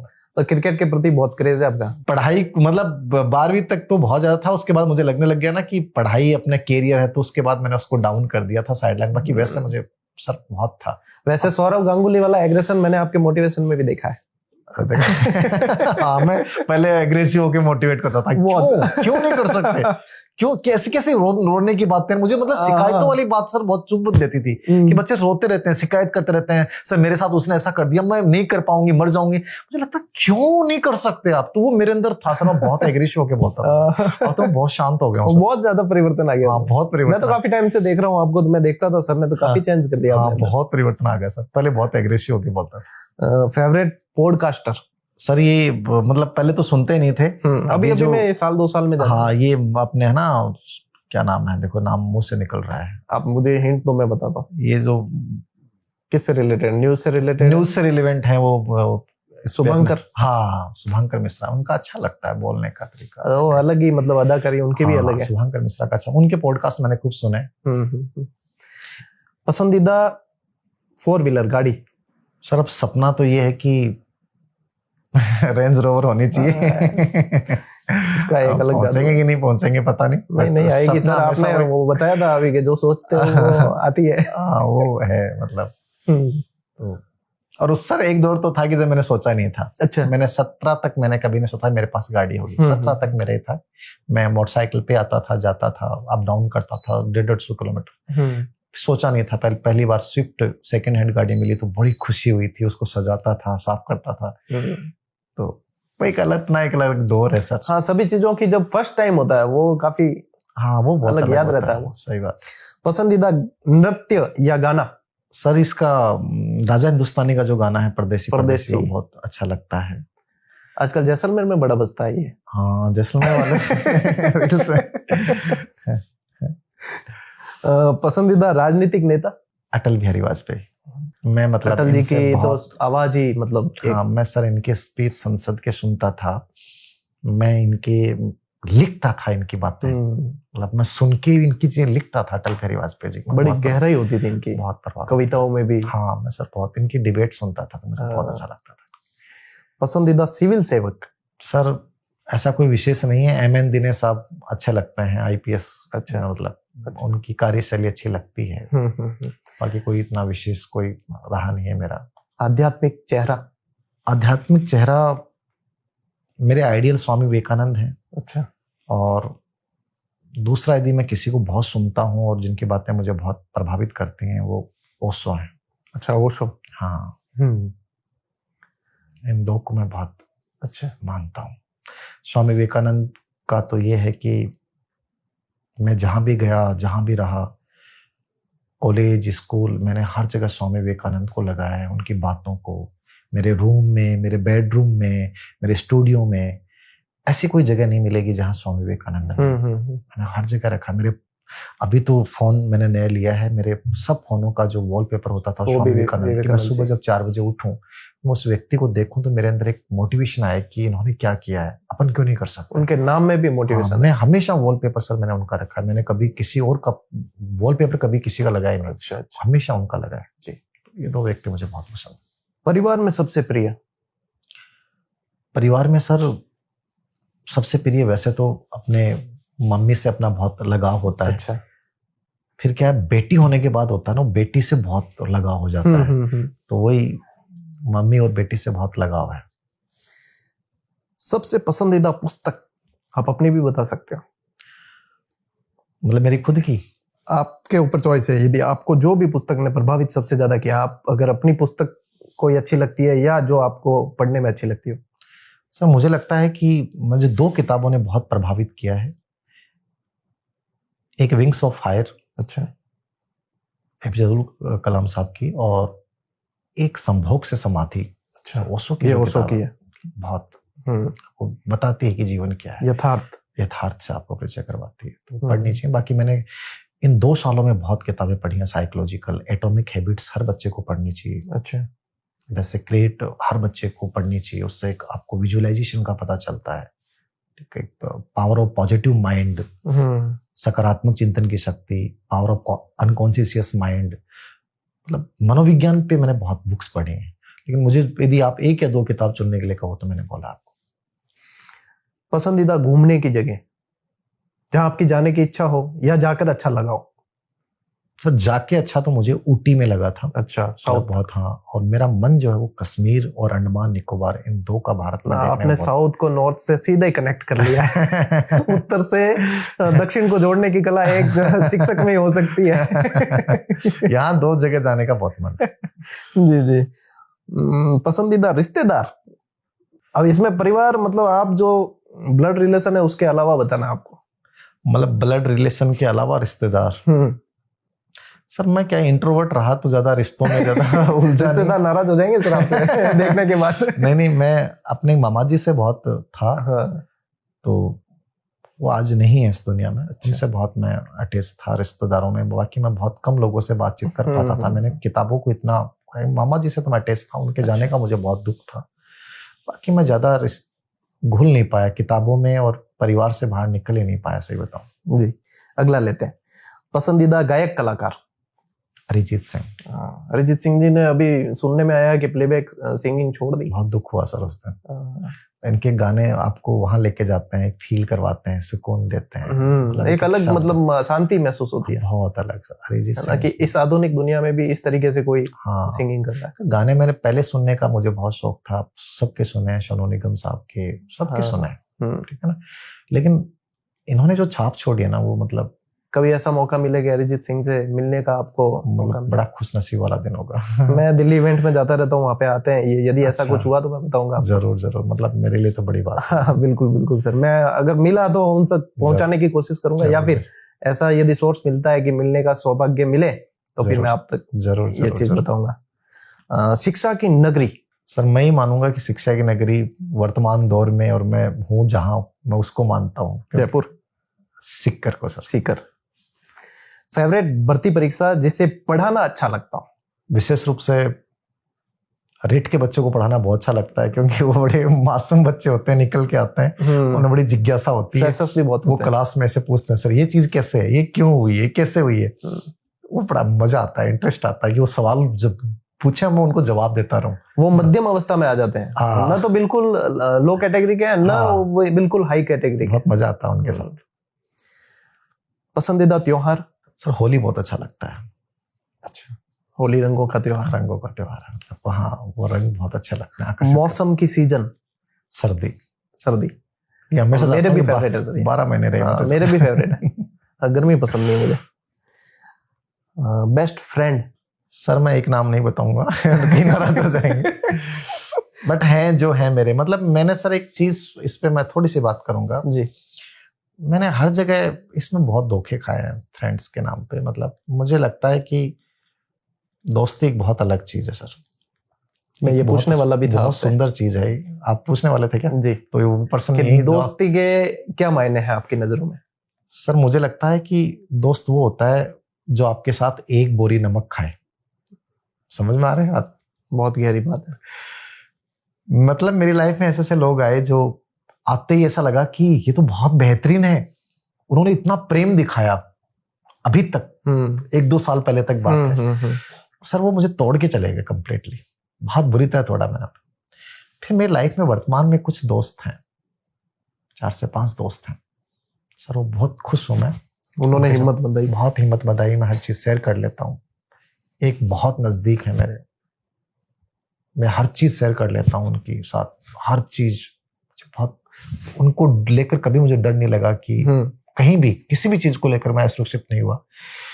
ये होना चाहिए सर। ये जो मैंने आपको बोले ना, एक बोरी नमक खाओ, मतलब आप बहुत पीड़ित हैं, दुखी हैं, और वो उस समय आदमी आके आपके साथ खड़ा हो जाता है, आप उसे कहो कि मुझे वहां चलना है, वो ये नहीं पूछे कि क्यों चलना है, नहीं चलते हैं। मैंने कहा बैठना है, रुकना है आज, चल ठीक है बैठ जाएंगे, आज अपन वहां चलेंगे। कभी ऐसा नहीं बोले कि टाइम नहीं है यार मेरे लिए। मतलब ऐसा दोस्त, मतलब आप नहीं हो तब भी आपके सम्मान की रक्षा करे, यदि ऐसा दोस्त आपकी लाइफ में है गौरव जी, तो आप बहुत भाग्यशाली हो। और फिलहाल मैं संतुष्ट हूं कि मेरी लाइफ में ऐसे लोग होना चाहिए। एक मित्र ऐसा होना, एक मित्र तो आपका ऐसा होना चाहिए जो एक बोरी नमक आपके साथ खाए, है ना? ये बहुत जरूरी है। बिल्कुल सर, बहुत अच्छी बात कही। अब एक अंतिम रैपिड फायर का बचा है। आप अपना आइडियल किसे मानते हैं? आइडियल सर मैंने बताया आपको कि मैं जिनसे बहुत प्रभावित हूँ, जिनको अपने जीवन में कोशिश की है कि मैं आगे लेकर बढ़ूं, उनको, उनकी चीजों को लेकर बढ़ूं, स्वामी विवेकानंद। और उनकी कुछ बातों से प्रभावित होकर मैंने लाइफ में कुछ किया भी है, तो उनसे मैं बहुत प्रभावित हूँ, स्वामी विवेकानंद जी। काफी अच्छे से सर आपने रैपिड फायर सेशन को डिस्क्राइब किया है, और ये ऐसे सेशन में बच्चों को और अपने दर्शकों को बहुत आनंद भी आने वाला है। अच्छा। अब इस पॉडकास्ट को आगे बढ़ाते थोड़ा सा, क्या कभी ये लगा सर कि अब तो सब खत्म हो गया, कुछ भी समझ नहीं आ रहा, या इस ऐसी परिस्थिति से कैसे निकला जाए या निकलना है? गौरव जी, हम जिस दौर में और जिस परिवारों से आते हैं वहां पे संघर्ष तो होता ही है। बिल्कुल। बड़ी उम्मीदें, अपेक्षाएं लेकर अपना आते हैं। मैं जयपुर आया था, बहुत उम्मीदें लेके आया था कि मैं कुछ बन जाऊंगा, क्योंकि हालात बहुत खराब थे सर, पैसे मिलते नहीं थे। तो संडे को स्पेशल डाइट होती थी, मैं उसको ऑफ करवा देता था क्योंकि उसका डबल चार्ज लगता था। अच्छा। मेरे अंदर प्रतियोगिता दर्पण पढ़ने का बहुत शौक था। मैं दोस्तों को, अपने साथ वालों को कभी नहीं बताता था, तो मैं ऑफ करवा के, और मैं रिलेटिव्स जो होते थे, कई बार मेरे ही रिलेटिव हैं, तो मैं वहां चला जाता था, पैदल चला जाता था, बस में चला जाता था, बस में किराया नहीं लगता था, हॉस्टल में रहते थे हम तो जी। तो सर मैं 2 दिन तक कि वो 2 दिन का खाना मिल जाएगा अपने को, तो वहां प्रतियोगिता दर्पण के पैसे अपने बच जाएंगे। वो स्ट्रगल टाइम जिया है सर, बहुत कंट्रोल किया है चीजों को लेकर। मूवी टीवी देखने का बहुत शौक था, लेकिन फिर भी नहीं, बनने के बाद देखेंगे, बहुत मन करता था। एमए सर कर रहा था, एमए करने के बाद जब प्रीवियस का रिजल्ट आया सर, नंबर बहुत कम आए। ऐसा नहीं था मेरे आए, सभी के आए, और सर मैं टूट गया अंदर से। उस दौर में ज्यादा समझ नहीं थी, मुझे लगा सब कुछ खत्म हो गया। तू किस लिए आया है, कितनी उम्मीदें हैं घर वालों को, तेरे पास पैसे भी नहीं है, तू क्या कर रहा है? जबकि मैंने सर बहुत पढ़ाई की, मैं हॉस्टल की छत पे गया, बैठ गया और मेरे लगा कि मुझे सुसाइड कर लेना चाहिए। पहली बार वो था जब मैं अंदर से भयंकर टूट गए। उस दिन मैं एक जगह और गया। उस दिन मुझे समझ में नहीं आ रहा था मैं क्या करूं। मैं गोविंद देव जी के मंदिर गया, वहां मैं बैठ गया, बहुत रोया सर। फिर एक सुंदर सी लाइन मैंने वहां पढ़ी, ऐसे ही कहीं, मैं आज भी बहुत आइडियल मानता हूं। जीने की शर्त बड़ी जालिम है, कुछ तो गिरवी रखना होगा जी। छुप छुप कर बहुत बार तुम्हें रोना होगा। ये सब व्यापारी और तमाशाई हैं, भीतर से बाहर से मसीहा, भीतर से कसाई हैं। स्वाभिमान मिलेगा केवल किताबों में, अच्छा। मान और सम्मान मिलेगा वक्त के हिसाबों में। ये लाइन में उस समय लिखी थी, उस समय मैं उस लाइन को नोट कर लिया। इसमें जीवन की गहराई है सर। हाँ, पूरी सच्चाई है। मतलब आपको गिरवी रखना पड़ेगा। आप लाइफ में जब आप बढ़ते हो तो आपके लाइफ में प्रॉब्लम्स आएंगी। उस समय आप शिकायतें मत करो, किसी को बोलो मत कि मेरे साथ ये हो गया। मैंने किसी को नहीं बोला, ये बात किसी को नहीं बताई मैंने। घर वालों की मेरे नंबर कम आ गए मुझे कि मैं कर लूंगा और मेहनत करूंगा, खूब मेहनत करूंगा। मैंने उसको चैलेंज के रूप में लिया। मैं जब फाइनल ईयर में गया तो मैंने 1-2 पेपर ऐसे लिए जो नॉर्मली कोई बच्चा लेता नहीं था। मैंने कहा इनमें अच्छा करेंगे। सर बहुत मेहनत की, बहुत प्रेशर था और मेरे बहुत अच्छे नंबर आए और मुझे संतुष्टि हुई कि उस संकट से मैं निकला। पहला संकट जब ऐसा लगा कि सब कुछ खत्म हो गया है, क्योंकि अपने जैसे बच्चों के लिए उस दौर में यही बड़ी चीज होती है कि आप नेट के लिए क्वालिफाई नहीं कर पाओगे तो किसको क्या जवाब दोगे। और लोग वैसे ही कह रहे हैं कि आपकी राइटिंग खराब, आप कुछ नहीं कर सकते, तो आप बहुत अकेले पड़ जाते हो सर। तो कुछ चीजें ऐसी होती हैं जब लगता है सब कुछ खत्म हो गया, लेकिन निकलना सर खुद को पड़ेगा। बिल्कुल, सपने आपके हैं तो लड़ना भी आपको खुद को पड़ेगा। सही बात है। हमारी टीम ने सर एक रिसर्च की है, उसमें ये पता चला है कि मैं तो वैसे आपको काफी करीब से जानता हूँ, फिर भी कि आप एक एनजीओ से जुड़े हुए हैं। जी जी। और उस एनजीओ के बारे में बहुत कम जिक्र करते हुए सुना आपको। जी जी जी। कि आप एक्टिविटी तो करते हैं अंदर। हाँ हाँ। तो उसके पीछे इस एनजीओ के बारे में थोड़ा सा आप बताना चाहेंगे, और उसके पीछे मतलब जिक्र बहुत कम करते हैं, ऐसा क्यों? मेरे मन में था ग्रेजुएशन के दौरान कि मैं कुछ करूंगा बच्चों के लिए। मेरा मन था सर क्रिएटिविटी करने का, कि मैं ऐसा कुछ चलाऊंगा। और ये नाम मैंने एक नाम रखा था, उम्मीद सेवार संस्थान उसका नाम है।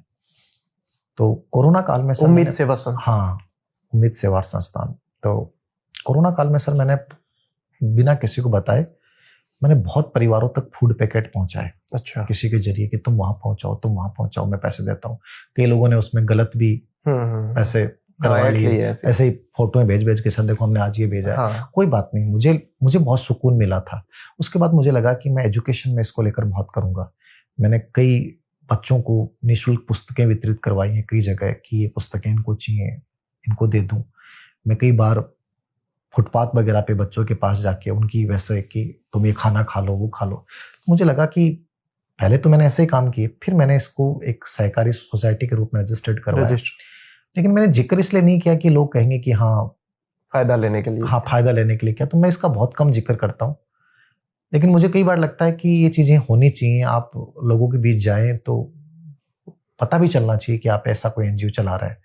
तो आगे मेरा जरूर विचार है कि मैं इसको बहुत व्यापक लेवल पे ऐसे बच्चों की उम्मीद बनाऊं जो सच में पढ़ना चाहते हैं लेकिन नहीं पढ़ पाते हैं, उनकी मदद करूं। इस बार हमने लगभग 500 बच्चों का टारगेट रखा था कि उनको एजुकेशन में हम हेल्प करें, और लगभग जो प्रॉपर्ली डॉक्यूमेंट मतलब जो बच्चे सच में काबिल हों। तो ऐसा हमारी टीम को मैंने निर्देश दिया था। लगभग 250 के आसपास ऐसे बच्चे हमसे इस बार जुड़े जिनको हमने एजुकेशनल संबंधी सहायता जो है उपलब्ध करवाई है, वो यदि सही काबिल है। तो ये हर साल हम इसको बढ़ाते जाएंगे, और मैं चाहता हूं कि ऐसे ऐसे बच्चों के बीच में मैं जाऊं और उनसे मिलूं, और कहीं ना कहीं उनकी जीवन की कहीं छोटी सी भी उम्मीद बन पाया तो मैं अच्छा। मैं भी सर आपसे यही कहना चाहूंगा कि इसमें आप जैसे कर रहे हैं एक्टिविटी, तो कम से कम कुछ फोटो या कुछ वीडियो के माध्यम से चीजें साझा हो। तो देखो, नेगेटिव इंसान तो नेगेटिव ही सोचेगा, उसको अपन नहीं टारगेट करके कि कम से कम ये संदेश और प्रेरणा आगे जाए जी। तो अपने स्टूडेंट जैसे जुड़े हुए हैं सारे, तो उनमें से भी कोई ऐसा कार्य करे तो चैन दर चैन, कड़ी दर कड़ी वो सेवा आगे पहुंच सकती है। निश्चित रूप से। तो अब आगे आपसे उम्मीद रहेगी कि आप अगर ये एक्टिविटी कर रहे हैं तो कम से कम इसे बताया जरूर। जरूर जरूर। सर एक सवाल मेरा खुद का है, मेरे जीवन से संबंधित, कि कई बार मैं भी तनाव में आ जाता हूँ या ओवर थिंकिंग होने लगती है कई चीजों से रिलेटेड, तो कोई इसका मनोवैज्ञानिक उपाय है कि बचा जा सके? और ऐसा कई बच्चों का भी होगा, दर्शकों का भी हाँ, होगा। निश्चित रूप से मुझे लगता है कि होता है, आज के टाइम में ज्यादा हो रही है। हमारे टाइम में गौरव जी जब पढ़ते थे तो ओवर थिंकिंग नहीं आती थी। मुझे लगता है कि मैं पढ़ता था, कैसे भी पढ़ लेता था। जी। और मैं हमेशा, मेरी ज्यादातर जो सिलेक्शन वाली पढ़ाई है वो घर पे हुई है गांव में, तो मैं छत जो होती थी उस पे बैठ के पढ़ता था। कभी नीचे बैठ गया, फिर जो छांव आती थी वैसे वैसे आगे आगे खिसकता जाता था, ऐसे पढ़ता था मैं। और लेट के पढ़ लेता था, कैसे पढ़ लेता, ज्यादा लेट के पढ़ता था मैं ऐसे ओके। और बोल, कई बार टॉपिक याद नहीं होता था तो बोल बोल के और चल के पढ़ता था, फिजिकल एक्टिविटीज। तो ऐसी चीजें मैं करता था। तो मुझे लगता है कभी मेरे अंदर आया नहीं, मतलब कि मैं कोई विचार दूसरा दिमाग में। आज जो आप बता रहे हो ना, बहुत बड़ी प्रॉब्लम बन गई ओवर थिंकिंग। इसका जो सबसे बड़ा मनोवैज्ञानिक जो रीजन मुझे लग रहा है, वो सबसे बड़ा कारण है कि सर हम एक साथ बहुत सारी चीजें करना चाह रहे हैं। बिल्कुल सही बात है। आप कोई भी चीज है, जैसे मान लीजिए अपने गेहूं का अपने अभी निकाले और लगा रखा है, और मैं चाहूं कि इसको एक साथ उठा के और मैं डाल दूं अंदर, नहीं डलेगा, नहीं होगा। परेशान हो जाओगे, सोचने लग जाओगे, 2-3 घंटे तो बैठे रहोगे, कैसे डलेंगे, क्या करेंगे क्या करेंगे। और आप एक काम करो ना, एक एक मुट्ठी भर के आप रखना शुरू करो, हो सकता है वो जल्दी खत्म हो जाए। जीवन का बहुत सुंदर रूल है, जब चीजें बहुत बड़ी बोझिल लगने लग जाएं, मनोविज्ञान कहता है उसको छोटे टुकड़ों में बांटिए, एक एक स्टेप वाइज करिए, चीजें आएंगी नहीं। वो एक एक स्टेप करोगे तो आप उसमें इतना खो जाओगे कि दूसरा विचार दिमाग में आएगा ही नहीं। और ये तनाव आने का जो रीजन है, सबसे बड़ा कारण मैं मानता हूं कि हम, हमारी जो 5 ज्ञानेंद्रियां, साइकोलॉजी मानता है कि ज्ञान का सबसे बड़ा सोर्स वो होते हैं।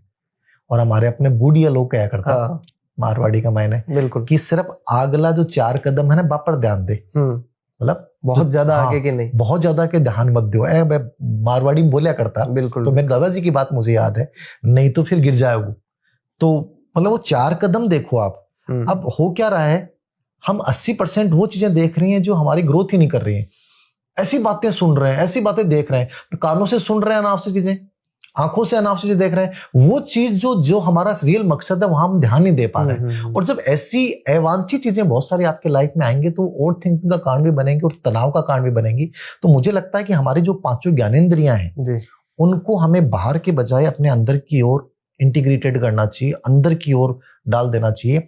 मैं कह रहा हूँ आपका बहुत सारे तनाव और आपकी बहुत सारी ऊर्जा जो बिखरी हुई होगी ना, वो ओवर थिंकिंग आएगी नहीं, लाइफ में कभी आ ही नहीं सकती। तो मुझे लगता है कि ऐसा करना चाहिए, मतलब टुकड़ों में बांट के काम करना सबसे बेस्ट ऑप्शन। और निकट का पहले देखें, थोड़ा निकट का पहले। मैं तो हमेशा 8 दिन के टारगेट तय करता था कि सुबह आज मुझे 5-7 टॉपिक पढ़ने हैं, और सुबह शाम को हो जाते तो पॉजिटिविटी आती थी, खुशी होती थी, रात को नींद अच्छी आती थी, फिर अगले दिन तो ओवर थिंकिंग कभी आई नहीं। डेली टारगेट बहुत बढ़िया। और ये फिजिकल एक्टिविटीज करो, और एक तीसरी चीज जो मैंने आपको बोली, विजुअलाइज हमेशा करो। बिल्कुल, मतलब सपने देखो और उसको सोचना शुरू करो, उस पर कभी डाउट मत करो कि ऐसा तो नहीं होगा कि मैं तो गौरव जी जैसा नहीं बन सकता। क्यों नहीं बन सकता भाई, क्यों नहीं कर सकते अपन लोग, हर चीज कर सकता है। बिल्कुल, बस हमारे अंदर ईश्वर ने कोई चीज तो ऐसी दी है आपको, आप ये मान के चलना गौरव जी, हर व्यक्ति में एक चीज बहुत स्पेशल है, वो भगवान ने हमें बख्शी है। आप उस चीज को पकड़ लो, वो किसी भी सेक्टर में, चाहे बिजनेस हो, एजुकेशन हो, कुछ भी हो, और उसकी इतनी प्रैक्टिस करो, मुझे नहीं लगता कि कोई बच्चा असफल हो सकता है। बिल्कुल सही। और उसमें ओवर थिंकिंग आएगी, तनाव आएगा ही नहीं, उसमें इतना डूब जाओ कि वो चीज आपको बहुत बड़ा बना देगी। तो ये बहुत जरूरी है। ये मेरे लिए भी काफी अच्छा गाइडेंस वाला आंसर था।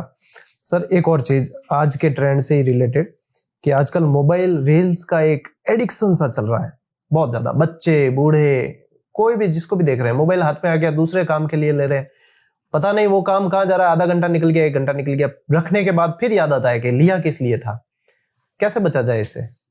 सर इसका अपना जो पूर्व प्रश्न है वहीं से मैं आंसर दूंगा जी।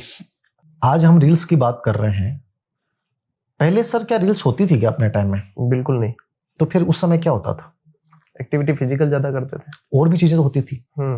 टीवी का था, बिल्कुल, मूवीज का था, VCR लगते थे, अपन भाग जाते थे, कैसेट लाते थे बड़ी बड़ी, क्रिकेट का था, हम हर दिन खेलते थे। डिस्ट्रैक्शन सर हमेशा रहे।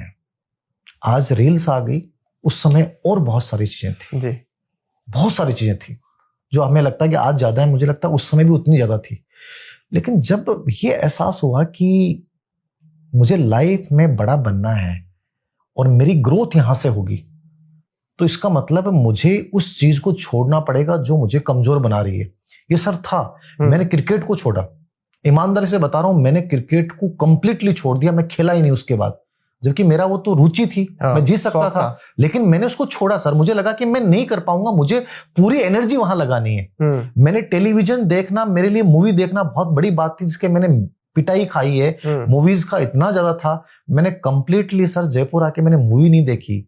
मतलब मैं कई बार क्लास में बच्चों को बोलता हूं कि मैं 2004-5 में जयपुर आ गया था और मैं पहली बार मैंने जीटी 2023 या 22 में ऐसे कुछ देखा था पहली बार। अच्छा। वहां तक मुझे पता नहीं था कि जीटी क्या है। आप ये सोच के देखिए, मतलब आप लाइफ में जिस चीज को बड़ा बनाओगे ना, फिर बाकी चीजों पे आपका ध्यान नहीं जाएगा। ये हम कह सकते हैं कि सर आदत होगी, छूट नहीं रही। मेरे पास कई बच्चे मैसेज करते हैं, मैं कई बार क्लास में कहता हूं कि आप चलो सर मैंने ये आज इंस्टाग्राम डिलीट कर दिया, लेकिन मैं 4 दिन बाद में देखता हूं बच्चा इंस्टाग्राम फिर कर लेता है। मतलब ताकत ऐसी होनी चाहिए कि आपके फोन में सब ऐप हैं, फेसबुक है, इंस्टाग्राम है, यूट्यूब है, जितने भी है सब है, और फिर भी आप किताब को इतना बड़ा मानते हो कि वो ऐप आपके लॉगिन ही नहीं हो रहे हैं। आपको डिलीट करने की आवश्यकता नहीं। इच्छा शक्ति बहुत बड़ा है सर। समर्पण आदमी को बहुत बड़ा बनाता है, और यदि आप में समर्पण है ना, मुझे नहीं लगता कि कोई चीज आपको एडिक्ट बना सकती है। आपकी जो इच्छा शक्ति मजबूत होनी चाहिए। हाँ सर, मेरा तो स्टेटमेंट है, will power is the basis of success. मैंने सर हमेशा फॉलो किया है। मैं 14-15 में जब मेरे पास स्कूल का चार्ज था और कॉलेज लेक्चर का आया, तो मैं मतलब खुद क्लास लेने के बाद लाइब्रेरी में जाके बैठता था। मैं कभी स्टाफ के साथ नहीं बैठा। क्या जरूरी थी, मैं भी आनंद ले सकता था, बिल्कुल, लेकिन नहीं लिया सर। फोन एयरप्लेन मोड पे रखता था, जबकि सोशल मीडिया के ऐप थे, व्हाट्सएप जरूरी था उस समय, क्योंकि मैसेज वगैरह आते थे, तो मैं मतलब कोई स्कूल वगैरह से कोई चीज, डाक वगैरह। लेकिन सर सब चीजें हो सकती हैं।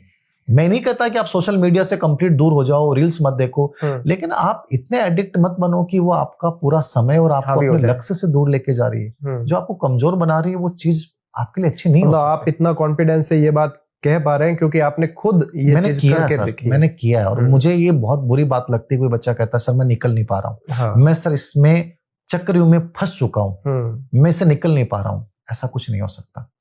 आप यदि चक्रव्यूह में जा सकते हो ना, तो हमें दिमाग में आता है कि अभिमन्यु चक्रव्यूह में जाना जानता था, निकलना नहीं जान पाया। मुझे लगता है आज का बच्चा निकलना भी जानता है, जाना भी जानता है, बस इच्छा तो ये बस इच्छा शक्ति नहीं है, वो खत्म हो चुकी है। वो उस 20 सेकंड की रील में अपना भविष्य देखने लग रहा है। उसे लग रहा है मैं भी ऐसे रील बनाऊंगा। आज देखो कितनी सारी चीजें हो रही हैं, बहुत सारे। अपने टाइम अपने पढ़ाई के टाइम वाला कुछ किया क्या? कुछ भी। आज अपन करें ठीक है ना, गलत नहीं है, हम सक्सेसफुल हैं, हम लोगों का तो अपना बना रहे हैं। हाँ। और अपन तो यदि कोई कंटेंट बना भी रहे हैं तो उससे शिक्षा ही मिलेगी। तो आप इस चीज को देखो ना कि आपको फायदा हो रहा है कि नुकसान हो रहा है। जिस चीज से आपको पॉजिटिविटी आ रही, मोटिवेशन आ रहा, देख लिया। अन्यथा तुझे लग रहा है आपका टाइम डैमेज कर रहा है, तो क्या मतलब है? आपको हर जगह इमोशनल होने की जरूरत नहीं है। कहीं ना कहीं मुझे लगता है कि शक्तिशाली बनना पड़ेगा, और ये जो शक्तिशाली बनना पड़ेगा ना, उसको इतना शक्तिशाली बनाना पड़ेगा कि लगने लग जाए सबको कि यार ये पागलपन है, ये सनक है सफलता को पाने की। ये पागलपन और सनक जब तक सर नहीं आएगा तब तक अपने एडिक्ट में इनमें घुसते रहेंगे। और कहते हैं कि पागल ही इतिहास रचा करते हैं। निश्चित रूप से दशरथ मान जी की कहानी हम पढ़ते हैं। बिल्कुल सही बात है। और एक सवाल और है सर कि अगर धीर सिंह जी दाबाई सर शिक्षा विभाग में नहीं होते तो अपने आप को किस लाइन में देखते? बड़ा इंटरेस्टिंग सवाल पूछा आपने। सर मैं वैसे पहले मेरा जो था ना 12वीं तक, तब तो मैं सोचता था कि मैं पत्रकार बनूंगा। अच्छा। मेरा भी मन करता से अभी पत्रकार है, तो मेरा बड़ा जर्नलिज्म में बड़ा मन था। अच्छा। बट नहीं हो पाया। ये तो नई चीज जानने को मिली। हाँ, जर्नलिज्म में मेरा बड़ा मन था कि मैं जर्नलिज्म में करूंगा। ठीक है, मैं इसमें अच्छा, अभी मेरा बहुत इंटरेस्ट है इसमें कि मैं करूंगा इन फ्यूचर, कभी मुझे मौका मिला तो मैं अच्छा कर सकता हूँ। मुझे कॉन्फिडेंस भी है चीजों को लेकर। लेकिन जब शिक्षा में मैं आया, मैं बहुत सारे बच्चों की उम्मीद बना, बहुत बच्चों के मैसेज आते थे कि सर मैं कई जगह जाता हूँ, वहाँ बच्चे अपने मिल जाते हैं। एक बार पासपोर्ट विभाग में गया, वहां एक बच्ची मुझे मिल गई और मेरा नंबर नहीं था, फिर भी उस बच्ची ने मेरी पूरी प्रोसेस करवाई। तो मुझे धीरे धीरे लगने लग गया कि मैं यहाँ से बहुत बड़ा कर सकता हूँ, बहुत कुछ मिल चुका है। तो मैंने मतलब उस चीज को देखा। मैं आज के इस दौर में यदि आप इस सवाल को पूछें कि आप इसके अलावा क्या होते हैं, तो आज यदि मैं इसका जवाब दूं ना, तो मेरे अनुसार मैं संत या महात्मा होता उसको चुनता सर। तो अपन दोनों साथ में हिमालय चलते। हाँ सर, ये बहुत मन करता है, ये बहुत मन करता है। मतलब मैं अकेला बात करता रहता हूँ, खो जाता हूँ अपने आप से। मेरा बहुत मन करता है कि मैं मतलब लोगों को बताऊं, मतलब चीजें, जीवन क्या है, आपको ऐसे, मतलब वो आध्यात्मिकता वाला बहुत आता है कि मैं पहले तो यात्राएं करूं पूरे भारत की। हाँ। और मतलब वो प्रकृति में जाऊं, मतलब वो चीज बहुत मन है सर। मैं मतलब संत वाला पता नहीं क्यों फील आ रहा है, बाबा नहीं बनना चाहता जो बाबा की बात आती है वो नहीं, अपने आप को जानने के लिए, अपने आप को जानने के लिए वो बड़ा जी। अब एक सवाल सर, आज की प्रतियोगी परीक्षाओं से संबंधित मैं ले रहा हूँ कि आजकल जो परीक्षा का जो पेपर बनाने का पैटर्न चल रहा है, उससे बहुत सारे विद्यार्थी ऐसे नजर आते हैं कि अंदर से टूट चुके हैं। मतलब एक ही पेपर में सारे तरह के, मतलब एक ही तरह के सवाल, कथन कारण वाले, कालानुक्रम वाले, मतलब न उन पेपर का जो ब्लूप्रिंट होता है उसके अकॉर्डिंग भी नहीं देखने को मिलता, जैसा कि बच्चे बताते हैं और अपन भी देखते हैं। आपको क्या लगता है, ये परीक्षा का पैटर्न सही है या ऐसा होना चाहिए? सर, दो चीजें हैं इसमें, मैं ये कहना चाहूंगा जी। आज से कुछ साल पहले प्रतियोगी एग्जाम का एक ऐसा दौर था कि बच्चा एक पतली सी गाइड लाता और वो पढ़ता और सिलेक्ट हो जाता था, फैक्चुअल प्रश्न आते थे, ठीक था।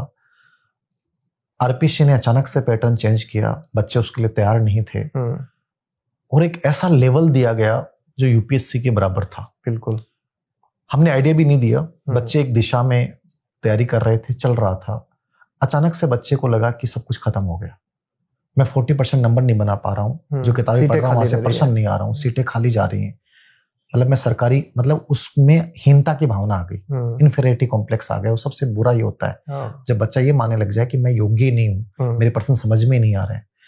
यदि यही बदलाव धीरे धीरे होता तो बच्चे उसके अनुसार अपने आप को ढाल देते, एडेप्टेशन होता उनका और वो बहुत बेहतर होता।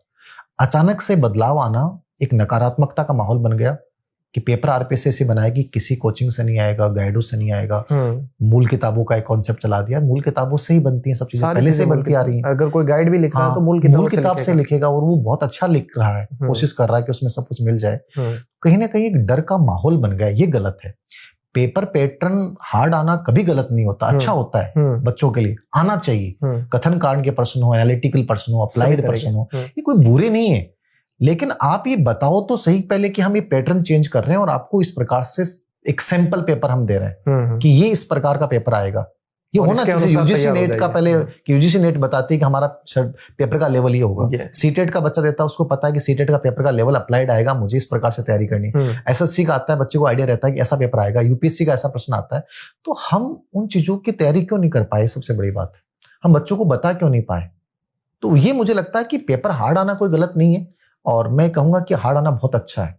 पेपर एनालिटिकल लेवल का आना चाहिए, इससे समझ बनती है और इससे जो बच्चे रियल में हकदार हैं वो बच्चे आगे आएंगे। तो मैं कोई गलत नहीं मानता, लेकिन ये कि बच्चा अचानक से उसको समझ नहीं, समय के साथ धीरे धीरे बदलाव, धीरे धीरे बदलाव आता है। और दूसरा एक चीज है कि ये बताते नहीं है कि इस पार्ट से इतने प्रश्न आएंगे, जिस पार्ट से 5 प्रश्न आ रहे हैं वहां से 10 आ गए, 10 आ रहे हैं वहां 5 आ रहे हैं, ये चेंज कर देते हैं। ये बहुत गलत है। मतलब आप सरप्राइज, जब रूपरेखा है तो उसके अनुसार आउटलाइन रूपरेखा तो होनी चाहिए, ब्लूप्रिंट तो होना चाहिए।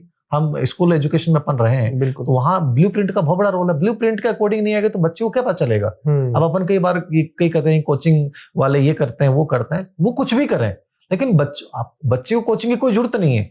बच्चा सेल्फ स्टडी कर सकता है, लेकिन बच्चे के पास आप एक ऐसा ब्लूप्रिंट दो, बच्चों को बताओ कि ये चीजें आपको इस प्रकार से पढ़नी है। फिर आप को कहीं बताने की जरूरत नहीं कि कोचिंगों से कुछ नहीं आएगा, नोट्सों से कुछ नहीं आएगा, बच्चा अपने आप कर लेगा। और एग्जामिनर जो पेपर सेटर है वो भी उसे फॉलो करे, एग्जामिनर की स्थिति सर दिन अपन बहुत सारे बोर्ड में देखते हैं पेपर के, मतलब आंसर ही 3-3 बार चेंज होते हैं। पिछली ग्रेड 3 भर्ती में एक पर्सन का आंसर साइकोलॉजी में मान लिया गया, 10,000 पहले गलत लग गए, उसके बाद 10,000 जो कोर्ट में गए उनको लगाना पड़ा, सीटें नहीं आई।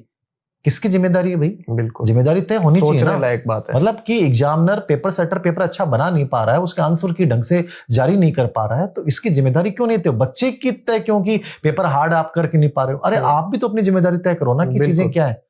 कहीं ना कहीं हमें सोचने की जरूरत है, बच्चा टूट जाता है सर। आप उस पक्ष में बैठे हो जहां पे आपको कोई कह नहीं सकता, तो इसका मतलब आप भी, आपके लिए भी कोई नियम है सर, होने चाहिए सर। बच्चा बहुत सेक्रीफाइस करता है, हम देखते हैं सर बच्चों का, सारे नियम बच्चों के लिए ही नहीं है, बहुत तकलीफ में रहते हैं सर। मतलब एक टाइम खाना खा लेते हैं, एक टाइम चीजें बनाते हैं, बहुत ज्यादा स्ट्रगल, बहुत मतलब स्ट्रगल बहुत है सर। बच्चे मतलब मैं कई बार सर मैं 1.5 लाख रुपए कर्जा लेके आया हूँ, अपन सोच नहीं सकते जहां तक। अरे बहुत मतलब बहुत बुरे हालात होते हैं गौरव जी। मतलब कई बार ऐसा लगता है कि बहुत अलग जिंदगी जीते हैं बेचारे। मतलब जो सच में जो बच्चे हकदार है ना, उनको दुख होता है। बाकी तो कई तो मस्ती करने आते हैं, मस्ती करने वालों को कोई फर्क पड़ता वो तो रहेंगे। वो तो अपन कई बार देते हैं लाइब्रेरी वगैरह में भी, उनको कोई 20% अच्छे पढ़ने वाले होते हैं, 30% खराब भी मिलेंगे, वो हर जगह मिलेंगे। लेकिन मुझे लगता है कि जो बच्चा सच में हकदार है ना, उसके साथ गलत नहीं होना चाहिए किसी भी रूप में। तो कम से कम पहले चीजें बता दो, फिर पेपर आप हार्ड दो, बढ़िया हार्ड दो, कोई फर्क नहीं पड़ेगा। तो ये सुधार जरूरी है। मैं आपके स्टेटस देखता रहता हूँ सर, और YouTube पे आपके शॉर्ट्स भी देखता हूँ, तो उसमें आप मुझे बागवानी करते हुए बहुत नजर आते हैं। कभी आप पौधे लगा रहे होते हैं, पौधे के साथ में कोई संदेश दे रहे होते हैं गार्डन में बैठ के। प्रकृति के साथ ये जो जुड़ाव है आपका, इसके पीछे कोई खास कारण? सर खास हमारा पर्यावरण वातावरण का बहुत बड़ा फर्क पड़ता है। मैं इंट्रोवर्ट रहा हूँ पहले, बचपन में मैं बच्चों के साथ बहुत खेला हूँ, उसके बाद मैं इंट्रोवर्ट सा रहने लग गया था।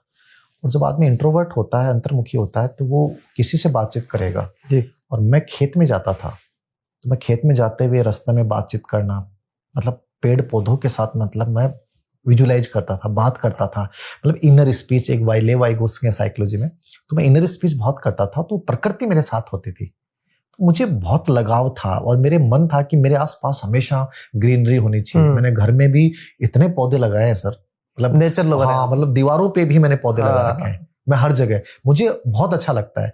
मैं जब यहाँ आ रहा था, मैंने कहा मुझे नेचर में जाना है। मुझे भीड़ भाड़ है ना, ये चुभती है सर। मुझे नहीं चाहिए कि मुझे कोई ये बहुत अच्छा होटल नहीं, मुझे कोई झोपड़ी में ऐसे नेचर के साथ में मतलब स्पेंड करना, वो बहुत अच्छा लगता। तो सर वो उस समय की जो तकलीफ दे टाइम था, जब भी मैं बहुत बुरा फील होता था, तो मैं पेड़ पौधों के बीच में जाके, अब गोविंद देव जी मंदिर गया तो मैं मंदिर से ज्यादा मैंने समय जो बिताया ना, वो जो पार्क था, उसके जो पौधा था, उसके नीचे जाके बैठ गया था, बहुत सुकून मुझे मिला।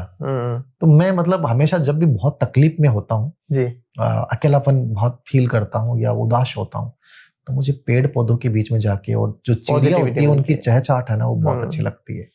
यहाँ से सकारात्मक ऊर्जा आती है, बहुत सकारात्मक ऊर्जा आती है। तो वो वहाँ की वो चीजें बनी हुई है, वो आज भी मुझे बहुत अच्छा लगता है। जी।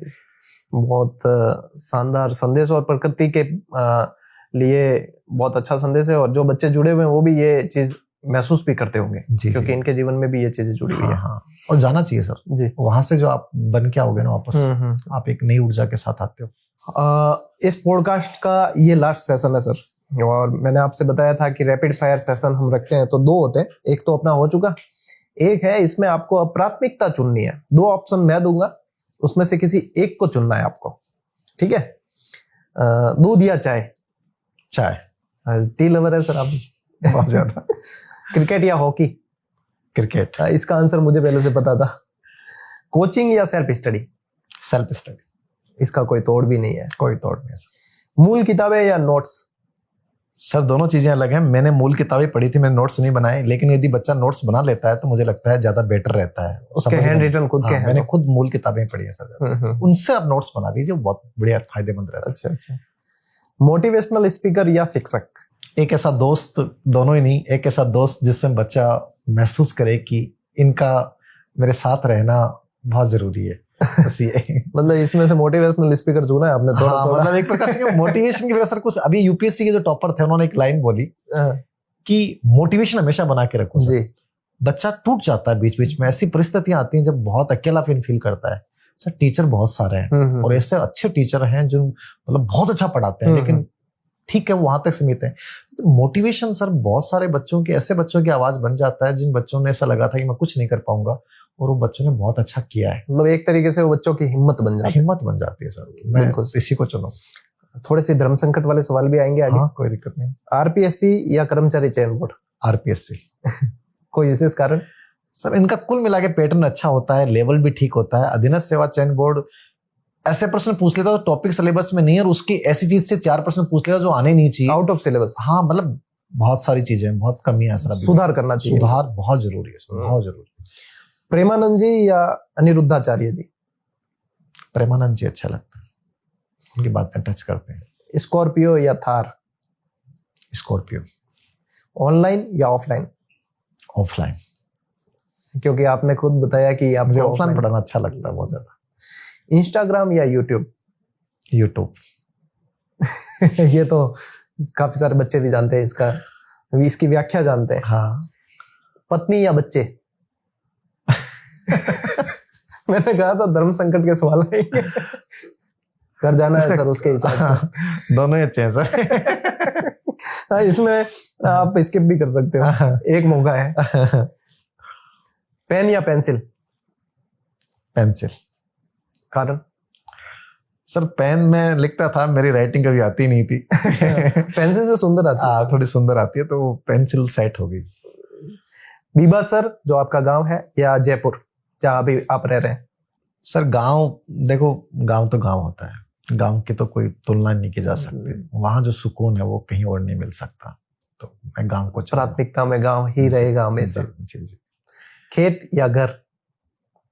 खेत। खुलापन बहुत अच्छा लगता है, चाहे वहां एक छोटी सी झोपड़ी हो, मतलब घर नहीं हो, बड़ा घर नहीं चाहिए, कोई ऐसा नहीं है उसमें पता नहीं क्या क्या होना चाहिए। वो मतलब अत्याधुनिक सुविधाएं नहीं चाहिए? नहीं सर, एक गाय हो, एक मतलब छोटे छोटे जीव जानवर हो, खूब सारे पेड़ हो, उसमें पक्षियों की आवाज आए, पानी हो उसमें, ऐसा सब मन है कि ऐसा पहाड़ से हो तो बहुत बढ़िया है। मैं तो आप बता रहे थे, ये पूरा अनुभव सुबह करेंगे सर अपन। मुझे बहुत अच्छा लगता है कि वहां बस जाओ। मैं खुद भी जब काफी लो फील करता हूँ कभी, तो जवाई चला जाता हूँ। जवाई की वादियों में एक अलग ही सुकून है। जी जी जी। अगला पूछते हैं सर, मोदी जी या भजन लाल जी? दोनों में से चुनना हो तो फिर मोदी जी को तो चुने। इस आंसर से भजन लाल जी भी नाराज नहीं होंगे। इतिहास या मनोविज्ञान? सर वैसे देखो तो मेरा मतलब प्रेम जो है मनोविज्ञान है सर, मुझे बहुत अच्छा लगता है, और इतिहास के बिना हम मनोविज्ञान तक भी नहीं पहुंच सकते हैं, तो इतिहास पढ़ना बहुत जरूरी है सर, है ना। तो मुझे लगता है दोनों विषय आपस में बहुत कोरिलेवेंट करते हैं। मैंने वो पढ़ा तब मुझे मनोविज्ञान में एक इंटरेस्ट क्रिएट हुआ। जवाब भी बहुत सुंदर है सर ये। ग्रंथ या गाइड? ग्रंथ। आरबीएससी या एनसीईआरटी? एनसीईआरटी। युद्ध काल या शांति काल? शांति काल। क्योंकि अभी शांति, वैसे बच्चों के पढ़ने का जो अच्छा समय है वो शांति काल सबसे बढ़िया होता है। युद्ध काल में स्ट्रेस ज्यादा लेंगे, डिप्रेशन, एंजाइटी। शांति काल में जो बच्चा मेहनत कर रहा है, इसका मतलब वो बच्चा आगे बढ़ने, शांति काल में निर्णय भी ले सकता है, निर्णय भी ले सकता है। नौकरी या बिजनेस? मुझे लगता है कि बिजनेस करना चाहिए, ये मेरी सबको राय है। मतलब कोई मुझे पूछे, नौकरी बंधन सा फील करवाती है, बिजनेस आपको फ्रीडम देती है, फ्रीडम देता है। फ्रीडम जहां मैं फ्रीडम का बहुत बड़ा वो हो रहा हूँ। फ्रीडम मिलनी चाहिए हर जगह, चाहे रिश्ते हो चाहे कहीं भी हो। फ्रीडम जहां है ना, स्वतंत्रता जरूरी है। बहुत आप जियोगे, आप जिंदगी, मतलब आपकी पैसा होना ना होना अलग चीज है सर, स्वतंत्रता होना सबसे बड़ी चीज है। बिल्कुल सही बात है। अब एक आपकी जो चॉइस है उससे हटके मैं पूछ रहा हूँ, आपकी चॉइस मुझे पता है इसलिए आपने इसी पॉडकास्ट में बताया, धोनी या विराट? सर धोनी। इसके पीछे कारण? उसके पीछे कारण है कि धोनी जिस प्रकार से प्रतिकूल परिस्थिति में भी शांत हो जाते हैं, मुख्य चीज है ये, बहुत बड़ी चीज है। मतलब हमने देखा है इस चीज को। मुझे जैसे मैं सौरव गांगुली मेरे फेवरेट रहे, तो वो एग्रेसिव थे, विराट कोहली भी एग्रेसिव है, लेकिन वो टाइम था अलग। आज जब हम सब दृष्टिकोण से देखते हैं तो लगता है कि आदमी को जब बहुत बड़े डिसीजन लेने होना तो आपको शांत होना पड़ेगा, स्थिर रहना जरूरी, स्थिर रहना बहुत जरूरी है। आपका दूरदृष्टि आपको बनानी पड़ेगी, जो विकेट के पीछे खड़े होकर आप जो सोच रहे हो, देख रहे हो परिस्थितियों का, फिर आप एक निष्कर्ष निकाल रहे हो। धोनी में दिखती है। सर स्कूल या कॉलेज? सर दोनों को देखें तो पहले मेरे अंदर चाव कॉलेज का था, लेकिन मैं आज स्कूल को बहुत मिस करता हूँ। स्कूल वहां है जहाँ बच्चे निश्चल होते हैं सर। मैं क्लास के आगे से गुजरता, तीसरी चौथी पांचवी के बच्चे कहते सर माली क्लास में आ जाओ ना। सर मालिक थे तो बड़ोड़ी क्लास में पढ़ाओ, सर माली क्लास में पढ़ा दो ना। तो उन बच्चों के पास जाता था तो मैं बैठता, बताता सर ते कौन सा गाँव आओ, ठीक है। तो वो जो प्रेम और अपनापन है ना, कॉलेज में मिलेगा ही नहीं आपको कहीं। और निस्वार्थ प्रेम है, पूरा ही निस्वार्थ प्रेम है। मैं तो कहता हूँ आदमी को अपनी जिंदगी में स्कूल एजुकेशन की नौकरी करनी चाहिए। मैंने 8 साल किए, मुझे लगता है मेरा बहुत बेहतरीन टाइम था। जो प्यार, जो सम्मान स्कूल एजुकेशन में मिलता है वो कहीं नहीं मिल सकता। मेरे खुद के जीवन में एक दौर ऐसा आया था, एक समय जब मैं सोचने लगा था कि स्कूल की जॉब छोड़ दूं या कुछ ऐसा, तो फिर वापस वो बच्चे जब दिमाग में आते हैं तो छोड़ ही नहीं पाते, फिर वो विचार त्याग दिया, क्योंकि तनाव दूर कर देते हैं। बिल्कुल, मैं बहुत ऊर्जा के साथ नहीं कर पाते वहाँ। मैं 26 जनवरी 15 अगस्त को मैं सर एंकरिंग कर बहुत मुझे रहा है, मैं बहुत खुश होता था मैं। हाँ। मतलब हर दिन मैंने स्कूल एजुकेशन में कभी छुट्टी नहीं ली सर। कभी इच्छा ही नहीं होती। कभी छुट्टी नहीं ली। हाँ। मतलब सीएल तक ऐसे चली जाती थी, हर दिन जाना। बहुत सर मुझे मैं बहुत मिस करता हूँ आज भी। 26 जनवरी 15 अगस्त को बहुत जी, निराश जी। सा फील करता हूँ कि काश मैं स्कूल में होता, बच्चों को मोटिवेट करता, देशभक्ति के भाव क्या सर, वो मतलब अलग ही फीलिंग। बहुत अलग फीलिंग, बहुत मिस करता हूँ। देर सिंह जी सर से आज ये चर्चा करके मैं खुद अपने अंदर बहुत सी पॉजिटिव एनर्जी को फील कर रहा हूँ, सकारात्मक ऊर्जा। बच्चे तो सर को देखते ही हैं सकारात्मकता के लिए, कई बार निराश जब हो जाते हैं बच्चे तो सर को सुनते हैं और इनको सुन के उनके अंदर एक अलग ही ऊर्जा आती है, पॉजिटिविटी आती है। और वो कैसे आती है, इनकी जर्नी कैसी रही, इन्होंने कितने स्ट्रगल किए और क्या लाइफ के गोल थे, किस तरीके से अचीव किए, किस तरीके से आगे बढ़ सकते हैं, चुनौतियां किस तरीके से आती है, सभी चीजों पे, सभी पहलुओं पे, सभी पक्षों पे हमने बात की और सर के विचार जाने। मैंने खुद ने बहुत कुछ चीजें इस 1.5 से 2 घंटे में सीखी है। और निश्चित रूप से जो भी दर्शक और जो भी बच्चे जो जुड़े हुए हैं प्रतियोगी शिक्षण से रिलेटेड, वो निश्चित रूप से इसे देखेंगे तो काफी कुछ चीजें सीखने को मिलेगी। मैं सर को धन्यवाद भी देना चाहता हूं कि आपने अपना कीमती समय निकाल के यहाँ पे पधारे, सुमेरपुर पधारे और इस बातचीत का हिस्सा बने और काफी अच्छे पॉजिटिव संदेश और गाइडेंस बच्चों के साथ में, दर्शकों के साथ में साझा की। एक ब्रीफिंग और सर से एक मोटिवेशनल संदेश सुनना चाहेंगे सर। कंक्लूजन में कुछ संदेश आप देना चाहते हैं बच्चों को तो? हाँ, मैं एक बात कहना चाहूंगा सभी को कि शिकायतों के दौर में कभी मत जीना। मैंने कभी शिकायत नहीं की, जो स्थितियां थी आज मैं बता देता हूं कि मेरे साथ ये हालात थे, सब कुछ था। बट मैं हमेशा इस चीज़ में मानता था कि हम सब के भीतर एक बहुत मजबूत इंसान होता है। कभी भी बुरे हालात आए, विपरीत हालात आए, कोई साथ नहीं दे, कभी भी अपने सपनों को मत छोड़ना, कभी अपनी मेहनत से मुंह मत मोड़ना, कभी अभ्यास से मत दूर हो जाना। फिर दुनिया की ऐसी कोई ताकत नहीं है जो आपको रोक सकती है, कोई नहीं रोक सकती। एक साहिल लुधियानी जी का एक शेर है जी, हजारों बरग गिरे, लाख आंधियां उठें, वो फूल खिल के रहेंगे जो खिलने वाले हैं। क्या बात। मतलब सच बताऊं ना, कोई किसी को नहीं रोक सकता। ईश्वर आपको 2 से 3 अवसर बड़े देता है, बस उन अवसरों को पहचान जाओ आप। और यदि जम के मेहनत करो, इतनी प्रैक्टिस करो कि आपको लगे कि हाँ मैं सच में बनूंगा, सच में लगूंगा। मुझे लगता है कि ये कॉन्फिडेंस जिस दिन आपकी पढ़ाई में या जीवन में आ गया ना, उस दिन आप जिस चीज को चाह रहे हो ना उसको कर जाओगे। और सच में उस चीज को जी के जाना जो आपका सपना है, उसको छोड़ना मत किसी भी वजह से। ये मैं अंतिम रूप से सभी बच्चों को कहूंगा। बहुत बहुत धन्यवाद। अब इस पॉडकास्ट को यहीं पे पूरा करते हैं और फिर मिलेंगे आपसे अगले पॉडकास्ट में ऐसी ही शख्सियत, ऐसे ही व्यक्तित्व के साथ में। बहुत बहुत धन्यवाद। धन्यवाद सर।